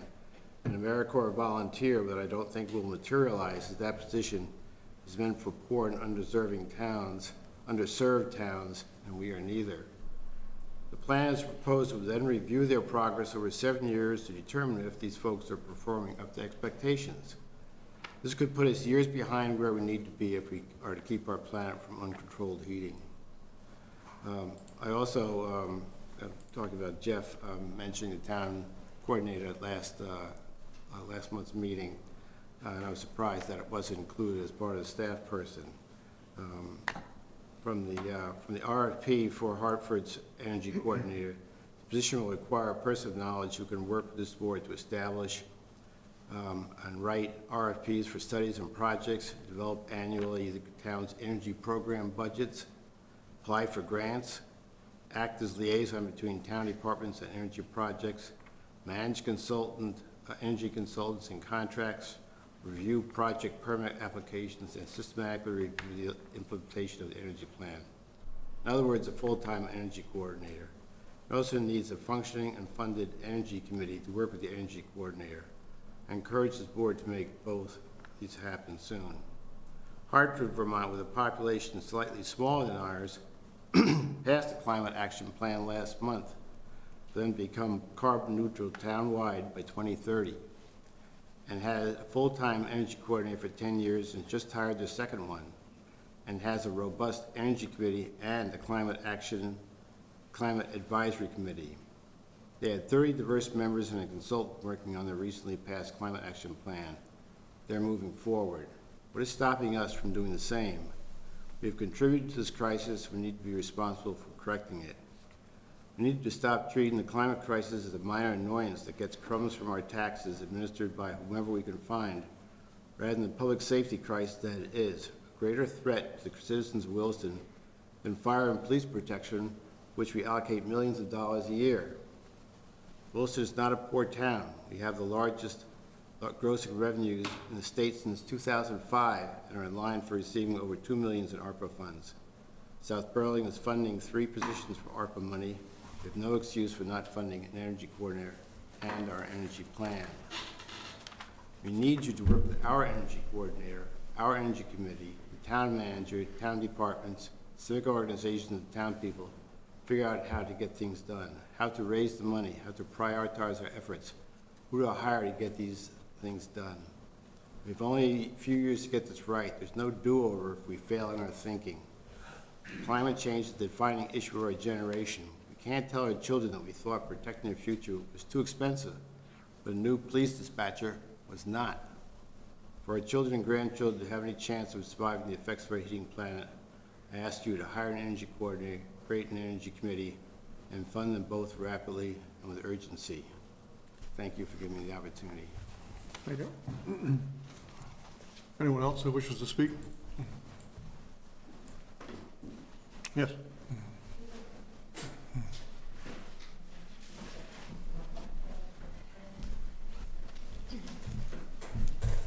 Hi, I'm Sam Lash, she, hers. I'm new. I actually just moved here in June, but I grew up in Shelburne, not too far from here. I'm super excited to be here. And I just want to say congratulations on your energy plan. That's awesome. So I'm currently a PhD candidate at Brown University. I studied paleoclimate, so climate change in the past, and basically how people dealt with it in rural situations. But actually I've sort of shifted my work to work on contemporary climate action. I work with the Nature Conservancy and the Rhode Island Infrastructure Bank on their municipal resilience program. So basically leveraging a total of $14 million from green bonds, BRIC, and other things to support towns to come up with dedicated climate action grants. So I was hoping to offer a little bit of sort of outside perspective, and also, I'm here to help if I can in any way. So I want to add my support to the formation of the Energy Committee and also to a full-time permanent position. And I appreciate hearing that from all of you too. That's absolutely wonderful. So yeah, so I guess at the municipal level, I've seen sort of throughout that needs to identify and address a wide range of sort of climate resilience issues and energy issues are not met cohesively. That they may have a hazard mitigation plan, which you do, which is awesome, but also having to think about land use and climate policy and strategic nature-based and low-impact development strategies. If I may be so bold as to caution that I've seen a sort of striking chronic understaffing and lack of capacity at the municipal, as well as sort of regional and federal levels as well, to address the systemic changes that our adopted plans actually require. Often where there's one person hired, usually permanent or seasonally, I should say, or part-time, really there needs to be a whole team. So I just sort of wanted to provide that perspective and voice my support. The bottom line is we all want a more resilient future. Right now, it's awesome that we're focused on an energy transition, but that won't be sort of the end of it all. The reality of the landscape of federal and state funding is that municipalities fundamentally need to have two things to take advantage of those funds. That's fierce advocacy in the room, and when I say the room, I mean all of the rooms. So somebody who's there full-time advocating for that municipality. They also need shovel-ready projects, and I don't want to beat you over the head with this. We've heard this several times already from you and from other people in the room tonight, but that means grant writing, and a lot of it. And that means writing, having this sort of lens in mind so that projects can be merged together, they can be negotiated to benefit multiple people at once and multiple departments at once. Otherwise, we end up leaving a lot of money on the table, and towns with more resources will be able to take advantage of those grants and opportunities. I've only been here since June, but I have been working with VCAN and many of the town energy committees across the state, both on a communications collaborative and also on sitting in on nearby meetings. So that includes select board appointed committees in Essex. Will Dodge is like super excited to work with Williston, should they still want to, on the transportation corridor and a variety of other things, but also South Burlington, Huntington, Shelburne, Richmond, and Charlotte, among others. So I guess I just want to say that there are a lot of resources available if someone has the time, the paid time, to take advantage of them. So yeah, I guess I had a few other recommendations, but I don't really want to take up any more of your time. Maybe a few more people, I think, who might want to speak.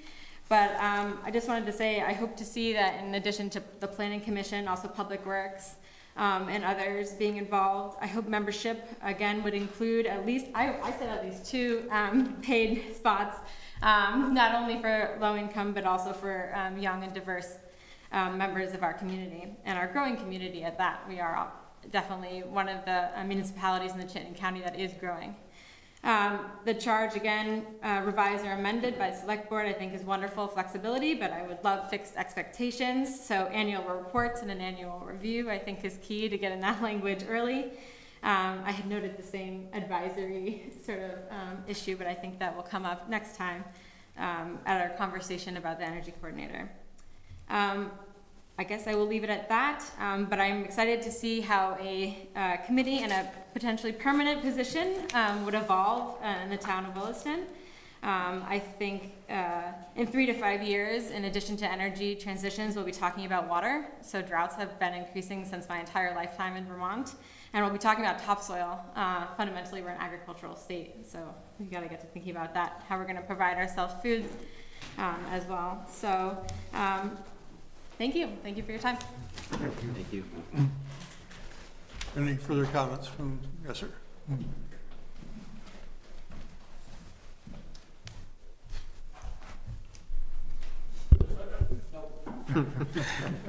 Sorry. It doesn't amplify it. A little bit of comedy. Don't take it personally. Kevin Thorley, resident of Williston for the past almost 8 years now. So first, I'd like to thank Eric for the work on this. I know you've been getting a lot of emails from me and a lot of folks in the audience here. We know that you have a lot on your plate, and this is only one component of that, and so we thank you for that. I thank you for that. As many of the folks have pointed out, unfortunately, the proposal, as it stands today, does not meet the intent or maybe necessarily the spirit even of the energy plan that was passed about a year, almost exactly a year ago. I think Greta hit the nail on the head. The plan outlines the pathways we need to take, but there's hard problems and hard decisions that need to be taken in order to follow those pathways. These hard decisions, these hard problems, they require an energy coordinator, a professional in this field, and they require a town body, rather than, I'll use body instead of committee, that is going to be able to do more than just advise. I believe we're past the point where an advisory committee is all that we need. The biggest concern I have is that we say that we need more time to think about this, because time right now is of the essence. Every decision the town makes every day has an impact. Vehicles are purchased. Installations throughout the town, heating, cooling, et cetera, are done. Equipment is purchased for the Rec and Parks Department, for the maintaining our roads, and decisions are taken around development. Every one of these decisions has an impact on the energy, on the topics in the energy plan and on the climate. And the impact of those decisions is felt for years to come. A vehicle purchased today is a vehicle still on the road 5 years down the road for the town. So kicking the can down the road is not a case of kicking it to the next select board meeting. It's potentially kicking it down the road years into the future. We need to move ahead today. We need to do so in a way that allows for the evolution of the body that's defined in the energy plan. I think that's what Greta was trying to call out, and I fully support that. The cost of delay is too great at this point, and I would ask the select board, what can we do today to move this plan forward in a way that is meaningful and follows the intent and the spirit of the original plan, while not requiring us to take more weeks, months, it's been a year up to this point, to actually start taking action and start putting things in progress. Thank you. Thank you. Anybody else who wishes to speak tonight? Yes.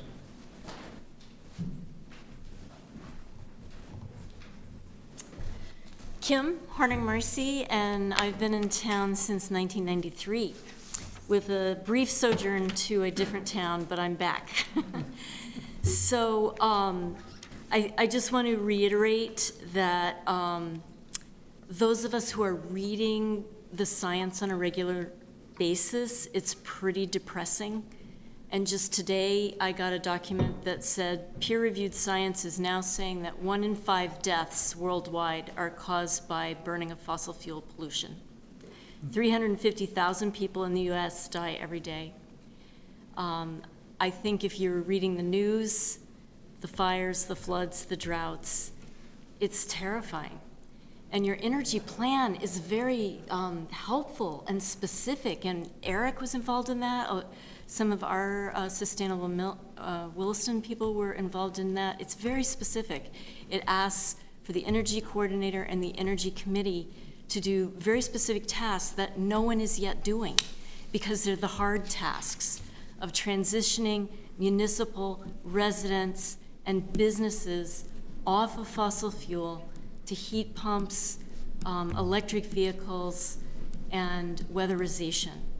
And the Vermont Climate Council is meeting, and a lot of money is about to become available. But they're very specifically talking about not just carrots, but sticks. So if you're not prepared, and if you haven't followed through on your plan, it's going to be more expensive to complete it, because they're going to have the carrots there, and we should grab them. But they're also going to have sticks if you have a plan that you haven't implemented. So I brought you just a brief, it's less than 2 pages. It's about Hartford. And I don't want to live in Hartford, but wow, they've been moving in a direction that is very exciting and healthy, and they're implementing their plan. And it involves having the energy coordinator. And I believe they actually have 2 different energy committees. We just would like one with an energy coordinator.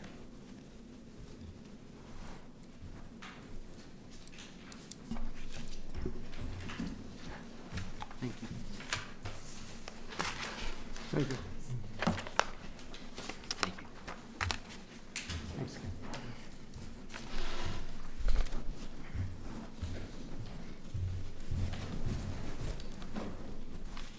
Any last comments from anyone who wishes to shape them? Point of information, Terry. Jeff Be Fares. masked so I can hear you. Sure, Chapin Caner.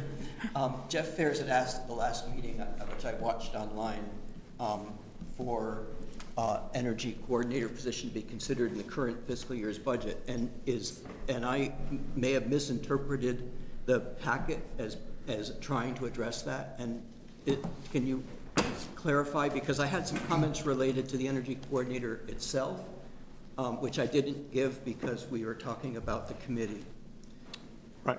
So the proposal tonight was just to talk about the draft for the new energy committee and try to get that underway so we can come back another meeting either 2 weeks from now or 4 weeks from now and have that in process so we can start appointing the members of it. My thought is that because it's a much different conversation to talk about hiring an energy coordinator during this fiscal year because it has budget considerations. And certainly if we did not do that now, we would be doing it during budget season. So, and we still, depends on what we do as far as the coordinator position in this fiscal year, it would certainly have implications in the next budget as well. So we will plan on having a separate discussion on that. Okay. So could I preemptively say a couple things about money and the long-term view that I had prepared that do apply to both and might help inform? You have the floor. Thank you.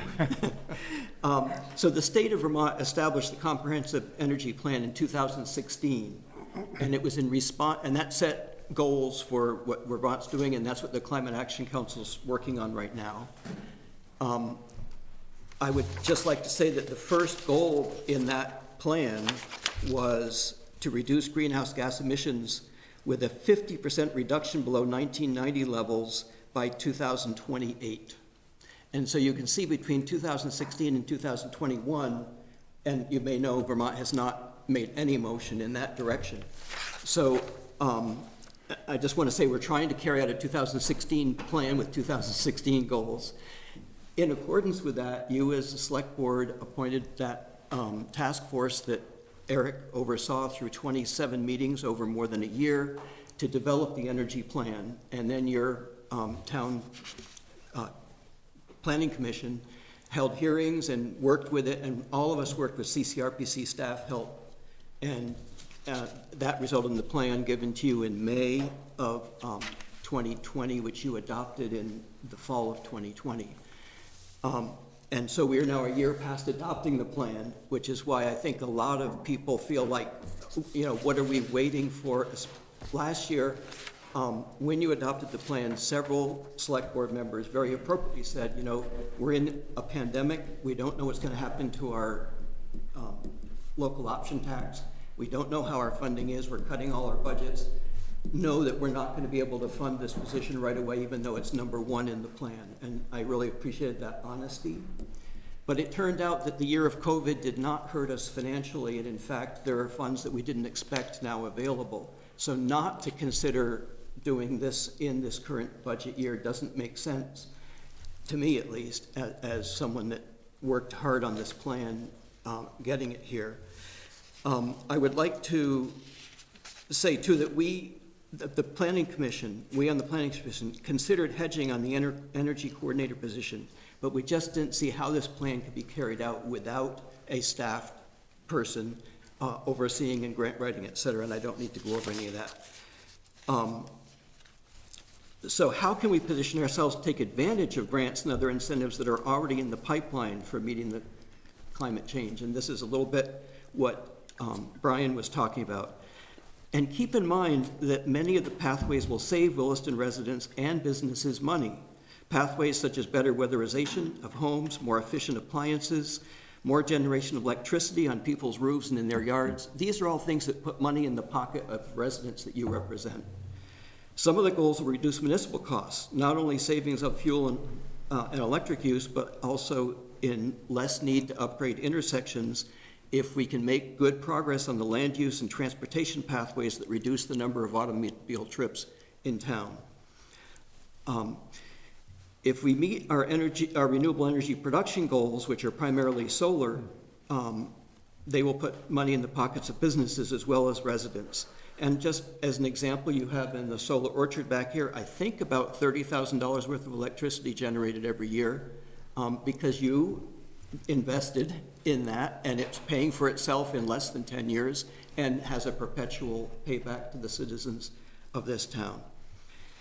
It's hard to measure the value of doing our part for the planet, as Kim was just advocating, which is so important. But it's easy to see that there are direct financial benefits to the town in pursuing the pathways in the energy plan. I don't mean to portray the energy plan as all about saving money, but not implementing it would in fact cost money in some areas. And if we don't fund the energy coordinator position, we will be doing a short-term savings for a long-term loss because of lost opportunities. So I'm just going to go to my summary and say, if you care about climate change as in general, or if you care about meeting the state's energy goals and carbon goals, or if you care about implementing Williston's town plan, which I know you do, or if you want to give Williston residents the benefits and the cost savings that will come with implementing this plan, then please go ahead and implement it as quickly as you can. And if you were to say, right away, say you're going to hire someone in the current budget because we have funds available, and by the time we don't, say 2025 when the ARPA funds are gone, if other climate funds have not come,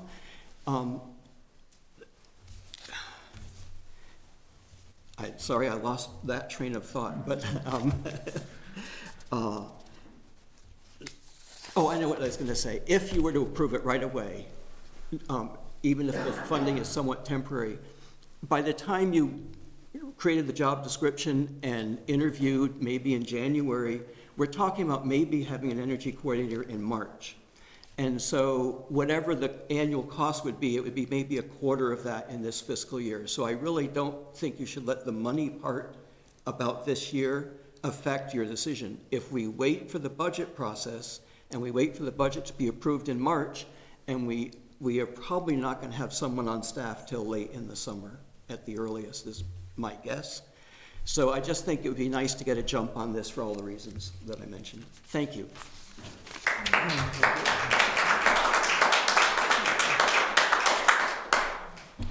So thanks, everybody, for coming. I expect we'll see you again in a few weeks. And so we'll close out the discussion tonight on the Energy Committee, and we'll proceed to see what we can do as far as your suggestions. So thanks again.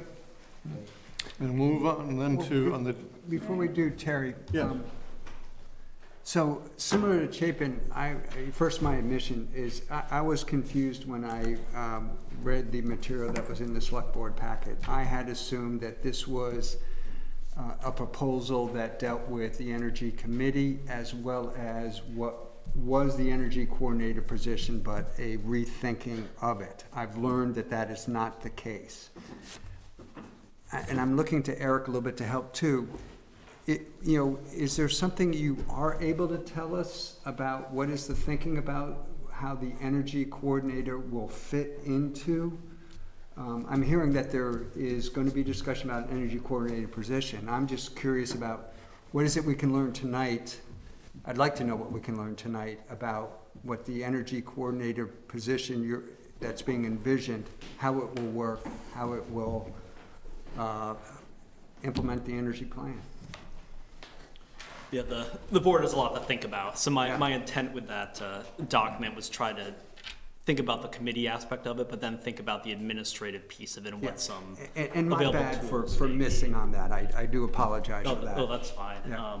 And whatever sequencing the board wants to take in approaching those two, but I thought as part of the discussion, knowing those other administrative options, I was getting some research done on might be helpful to benefit the committee part of the discussion. So. Okay. Is it possible, I look at this thing, our planned agenda for what you can put down on paper into the future, and I don't see the energy coordinator. Any thoughts on when we will be having that discussion? Are you able to pin things down at all, or no? I think I would chat with Terry some more in setting our All right, future yep. agenda, but just how the board wants to sequentially look at these two items. I would need some direction, whether it's, one, committee first or kind of in tandem a little bit, so I can help the board tackle those discussions with any additional information to bring forward. Okay, good, thank you. All right, then we'll proceed on the agenda. So thank you again for coming. You're welcome to stay because we have a couple other things to deal with tonight. And next is the Muddy Brook Culvert Replacement Project funding, which we discussed at the last meeting.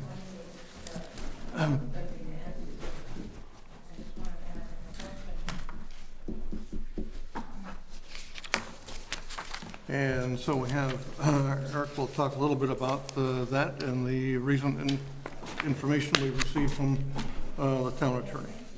Yep. And Bruce and Shirley are here as well, but just to follow up on the last meeting's discussion, just to recap, we're working on the culvert replacement project for Muddy Brook. The bid came in higher than was expected.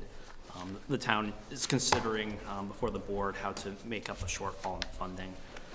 The initial discussion, the board has some follow-up questions for the town attorney, specifically on regarding what was defined as a culvert in the ordinance. Provide for you the attorney's interpretation on that question.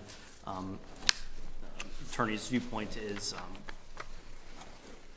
any type of device installed, whether it's a piped structure or a bottomless structure, would meet the intent of the ordinance. But it's appropriate for the board to consider the presidential impact for something like this. It might be viewed more as a transportation improvement project than a stormwater improvement project that the board was discussing a bit last meeting as well. And then this discretionary decision falls to the board's authority. So just to recap, the shortfall is about $232,000. Staff's asking the select board to consider identifying up to an additional $400,000 in case of any change orders. Both the stormwater and general fund balances are possible sources of funding for the shortfall, and it's the board's discretion what source of funding or combination of the two should be utilized. I've got, there's Bruce and Shirley are here. There's just one clarification question, Eric. When you were talking about an additional $400,000, that's not in addition to the 232. That would be including the 232. Yeah, that's correct. Yeah, just want to make sure.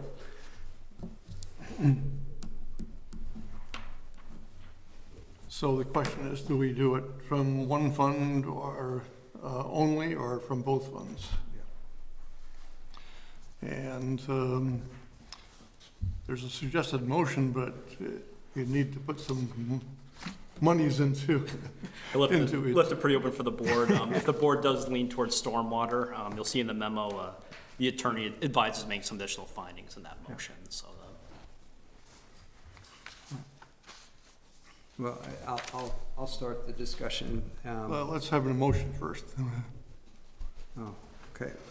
I presume you want to talk about one or the other. Well, yes, but. Go ahead.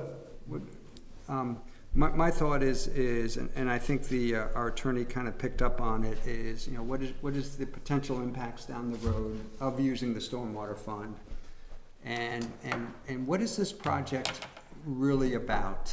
I shouldn't say, that didn't maybe come out. That's maybe not the best way to say it, but what is the core reason for doing this project? And to me, it's at least I feel it's pretty clear. The reason is because we had a road system that failed and we needed it back. And this was how to do that project. We weren't trying to solve a stormwater problem or issue or address it. We were trying to fix a road failure. And so that's going to lead me to feel, that has led me to feel we should only be using the fund balance for this and not the stormwater fund. Other comments? You had discussed this at the last select board meeting, actually, and in thinking about that, I've definitely come around to your way of thinking about that, and I do actually agree that I do think that it should come from our general fund balance. I think that the precedent it sets is not one that we should be setting. So let's have a motion. All right, then I will move to designate up to $400,000 from the fund balance reserve for the Muddy Brook Culvert Replacement Project. Is there a second? I'll second. Is there discussion on the motion? I agree. Jeff is very good. But you agree with the motion? Yeah, plus I agree with the motion. Any further discussion? All those in favor of the motion say aye. Aye. Aye. I heard 5 ayes, so the motion is carried, and we're moving on to the water main extension policy, which we again discussed at our last meeting. I think the language that Ted recommended is in the latest draft. Yep, that's correct. Thanks, Ted, for emailing it over to me. Is there any comments or questions regarding the policy? If not, a motion would be in order. Move to adopt the town water main extension policy as presented. Is there a second? Second. Is there discussion on the motion? Hearing none. All those in favor of the motion say aye. Aye. Aye. I heard 5 ayes again, so we're moving right along. And the American Rescue Plan Act preliminary overview, and Eric, you're going to talk a little bit about that. And we have a memo from you as well. Yeah, here we go. Too many memos in front of me. So, found the right one. Yeah, so just briefly tonight, I want to give the board a preliminary overview of ARPA as we've solidified what our award amount is going to be after a little bit of back and forth this year. I wanted to wait till we knew our number before kind of digging into this a little bit more. We've got some time here. So we will be receiving just over $3 million through ARPA, which is a significant opportunity for the town to get for federal aid dollars. And we've received about, I'm looking at Shirley, just about half of that so far, in my understanding, and we'll be getting the other half over the next year. So the rules to use ARPA funding have been established by the U.S. Treasury, and it's an interim final rule released in May. It's a heavy document to work through, and there's a lot of room for interpretation. And I've relied on the Vermont League of Cities and Towns as a resource, and conferring with some of these additional documents online. The VLCT's actually hired a position to assist towns in interpreting ARPA and answering questions. So her name's Katie Buckley, and she's a resource we can draw on as we think about this here. Some big deadlines for the community to be aware of. It's we don't have to spend this money tomorrow. We've got a little time to think about it. Has to be allocated by the end of 2024 and spent by the end of 2026. Which it's not tomorrow, but it will come up rather quickly as town operations goes. But the town's got some time to think about and be diligent how it wants to utilize these funds. The interim rule outlines 4 broad criteria, and they are very broad. Responding to public health emergency and its negative economic impacts, including some assistance to households, small businesses, nonprofits. To respond to workers performing essential work during COVID-19 public health emergency by providing premium paid eligible workers. Provision of government services to the extent of the reduction in revenue due to COVID-19 emergency relative to revenues collected in the most recent full fiscal year prior to the emergency. It's a wordy way of bringing out, there's a calculation that Shirley is currently working on with these standards in the rule that will identify what our lost revenue calculation is. And given where we ended up last fiscal year and not knowing where we're going to end up, our preliminary gut feeling here is that number won't be, a large number. I don't know, Shirley, if you've gotten any. I know you're working on it right now, but yeah, I got a few more years to plow through to figure out the TFOA, which is the Government Finance Officers Association, came up with a calculation that's been approved. That's for municipalities, but there's a lot of numbers behind it in many years. So I'm working on that now, so I don't have that feeling. But you're first getting to look at your growth percentage, and then sure, I'll give you another second. So you look at multiple years and you look at the growth percentage. And so then your lost revenue calculation based on your actual revenue is either your growth percentage, the average, or it's 4.1%. If it's less, if 4.1% is greater than what your average growth is. So I've done a few parts of it, and some of it is based on a calendar year, which we don't do well in our NEMRIC reporting system. So you have to take 2 fiscal years and sort of combine them together. And then there's 5 years worth of historical data that you plug into field. So that's what I'm working on right now. So I don't have a good sense of it. I'm probably halfway through it.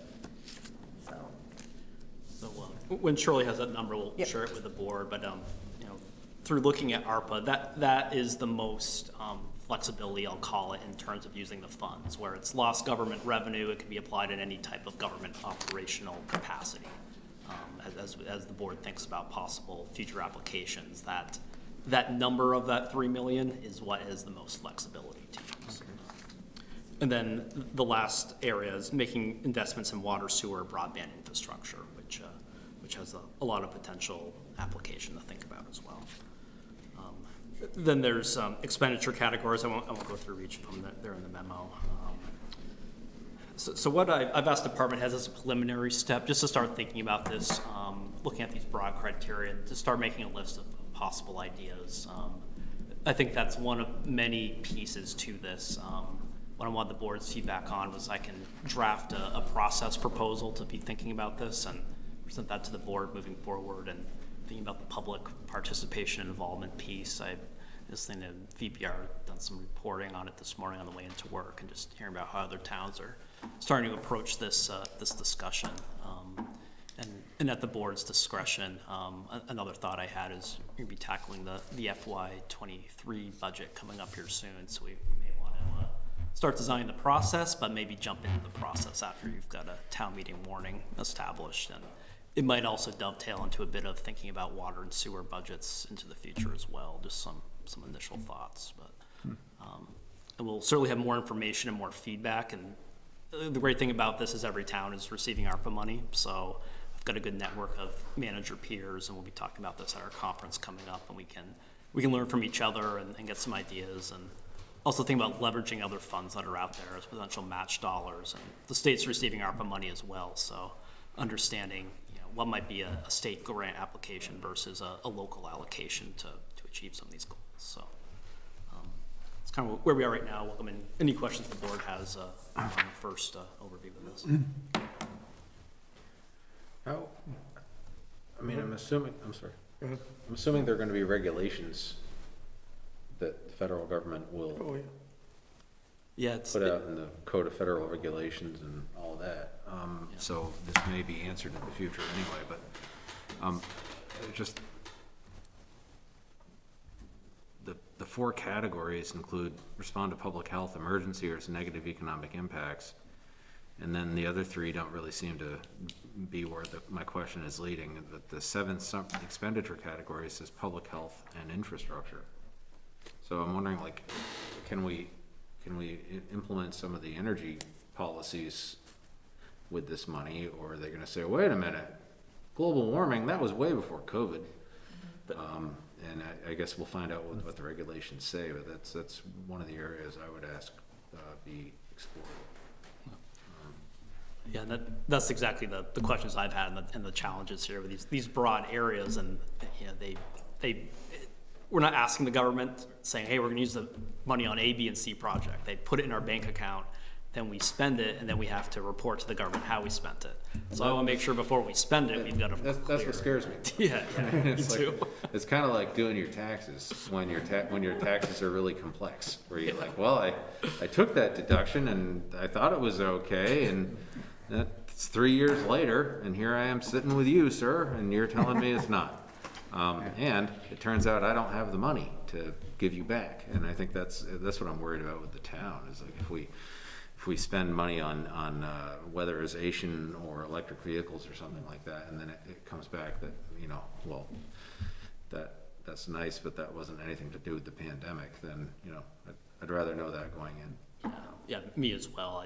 I hope we'd have a resource where I could envision that we go through a process. We've got a budget, we've got a plan, and then we have someone who has some authority on this to tell us, does everything pass muster with the regulations? And then we can look to spend the money back.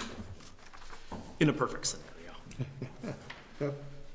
Similar to Ted's question is, I saw the article where South Burlington is planning on hiring 3 new positions using ARPA dollars. And I just want to verify that that's possible to do that. And then the question becomes, if that is possible, would an energy coordinator be a position we could fund on some sort of a basis with ARPA dollars? That'd be really good information to have. Yeah, I'd have to talk to city manager some more. My initial thought, maybe they used the lost revenue provision of it to apply it that way, because I would see it and jump in, Shirley, if anything you have to add, but I think that might be the application they use. Okay, and then the other question I had was, can we use ARPA dollars under the first category, similar to how we use the fund balance, to reduce the property tax rate? That is not allowed. That is not allowed, okay. Yeah. That answers that question. It's a good question. Yeah. I would be surprised if it was, but when they talk about, the negative impacts of an economic downturn. Yeah. Okay. And I think that's where they get with the lost revenue piece, where you could bring in the taxes where you probably would. Okay. You've heard me say it before, and I'll say it again, don't use one-time money for ongoing expenses, because you run into trouble. Yep. Other questions for Eric? If not, we'll move on then to the VAST agreement, winter 2021-22. We have a memo from Melinda regarding this, and essentially the agreement is the same that's existed for many years. Anything to add to that, Eric? Nope, nothing's changed and no complaints, so, yeah. Not a lot you have to weigh this evening. So I'd be looking for a motion. I'll move to approve the use of public land by the Williston Hillhawks and the Vermont Association of Snow Travelers, and to authorize the town manager to sign the agreement for the 2021 to 2022 season. Is there a second? Second. What's your discussion on the motion? All those in favor of the motion say aye. Aye. We have 5 ayes. Next thing is manager report. Getting late, so I'll be brief on just a couple items.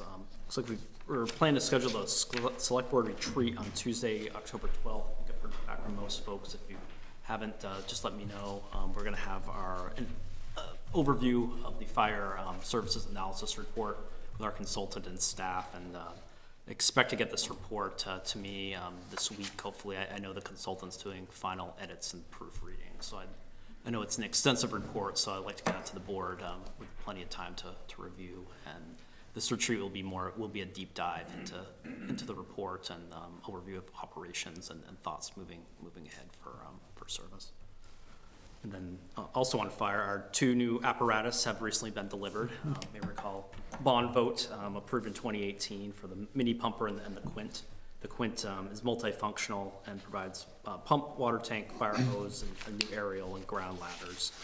So the department's currently getting all members trained on these 2 new apparatus, and I'll have an update when those will be put into service here in the near future. And if any board members would like to view them, we can set up a walkthrough with the department. Yeah, good idea. And also the Recreation Parks Committee approved a slight name change for the park behind Central School from Community Park to Village Community Park. And I shared this with the board earlier in the week, but one thing we're exploring is addressing a long-standing radio coverage issue in town for fire and police. I've tasked Sergeant Eric Shepard, who's our tech expert, to look at possible solutions. And one thing it's exploring is kind of a puzzle of all these components to put together. And one is looking at a site on Old Creamery Road. There's a repeater on a small tower there right now, land owned by Vermont Electric Co-op. It might be an opportunity there to put a different type of structure with our repeater to look to improve communications. So that's a piece of the puzzle, and we'll have a better idea once we get a report this month on whether that's viable or not. And if it is, we'll likely come back with a capital project for the board to consider coming up this budget season. So Other than that, nothing else to report this evening. Thank you. Other business, we do have some catering permits to take up tonight. We've got 3, and it's winding down the wedding season here coming up for folks. So the first one I have is on October 1st. It's at the Red Barn Gardens. It's by from 802 Cocktails. It's the Walcott Wedding. Staff's reviewing it and has no objections to this. Any questions for Eric on that? Looking for a motion? We approve. Is there a second? Second.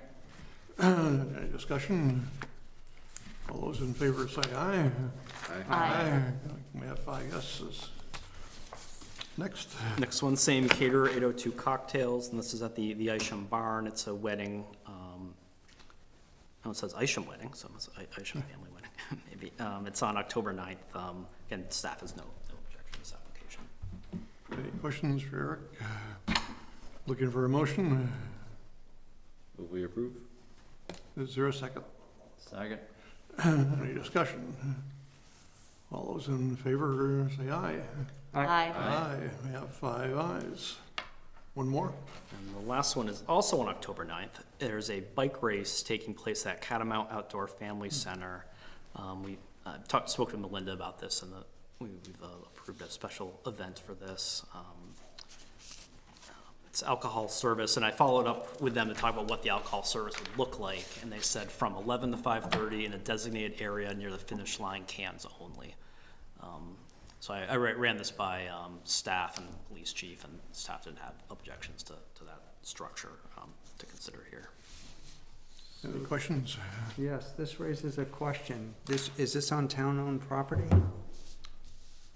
And do we have a policy about the alcohol on town-owned property? Let's see, this did come up last year for another event there. Yeah, okay. I'm trying to recall how we handled it, but I Yeah, don't have it off the top of my head tonight. I would need to know that before I could vote on this, sorry. We could have a motion and we can see if it passes or not, or leave it October 9th. We're meeting or not meeting before that, or But they need October to plan. 5th. on the 2nd? The 5th, I think. Okay. Yeah. I don't want to leave them hanging. I mean, Pardon me? I don't want to leave them hanging. That's the real problem. I could also confirm this for the board tomorrow as another approach to get the information shorter. Yeah, How you want to approach it. sorry about this, but No, that's a good yeah. question. I just oversight there. Could we have a motion that says it's approved pending further information? So moved. Is there a second? I'll second it. Any discussion, further discussion on this? We understand the problems. Yeah. So pending, the further information would be whether there is a town ordinance prohibiting this Right. from happening. Okay, I guess I'm okay with that. All those in favor say aye. Aye. Aye. Sounds like we have 5 ayes on that one. Any other business to bring you forward tonight? I just wanted to mention, got to be careful how I phrase this, but I was drawn in my, professionally in the Attorney General's office with a Department for Children and Families situation involving Williston and the Williston Police Department last week. And I dealt with Lieutenant Moore a lot on it, and it was, again, because it's juvenile court and confidential, and rightfully so, it involved a very volatile situation, a very vulnerable young child, and some potential for violence and mixed in with mental health issues. And the Williston Police Department, I will say, I just wanted to officially, well, not officially, but I just wanted to say congratulations to them, because they did a wonderful job with no violence. Then it took a lot of patience and a lot of time and a lot of, I'd say, emotional discipline. And I just wanted to acknowledge publicly, from what I saw on my end, that it was very well handled and exactly what we're looking for. Cool, yeah. Great. May I ask a question about gifts concerning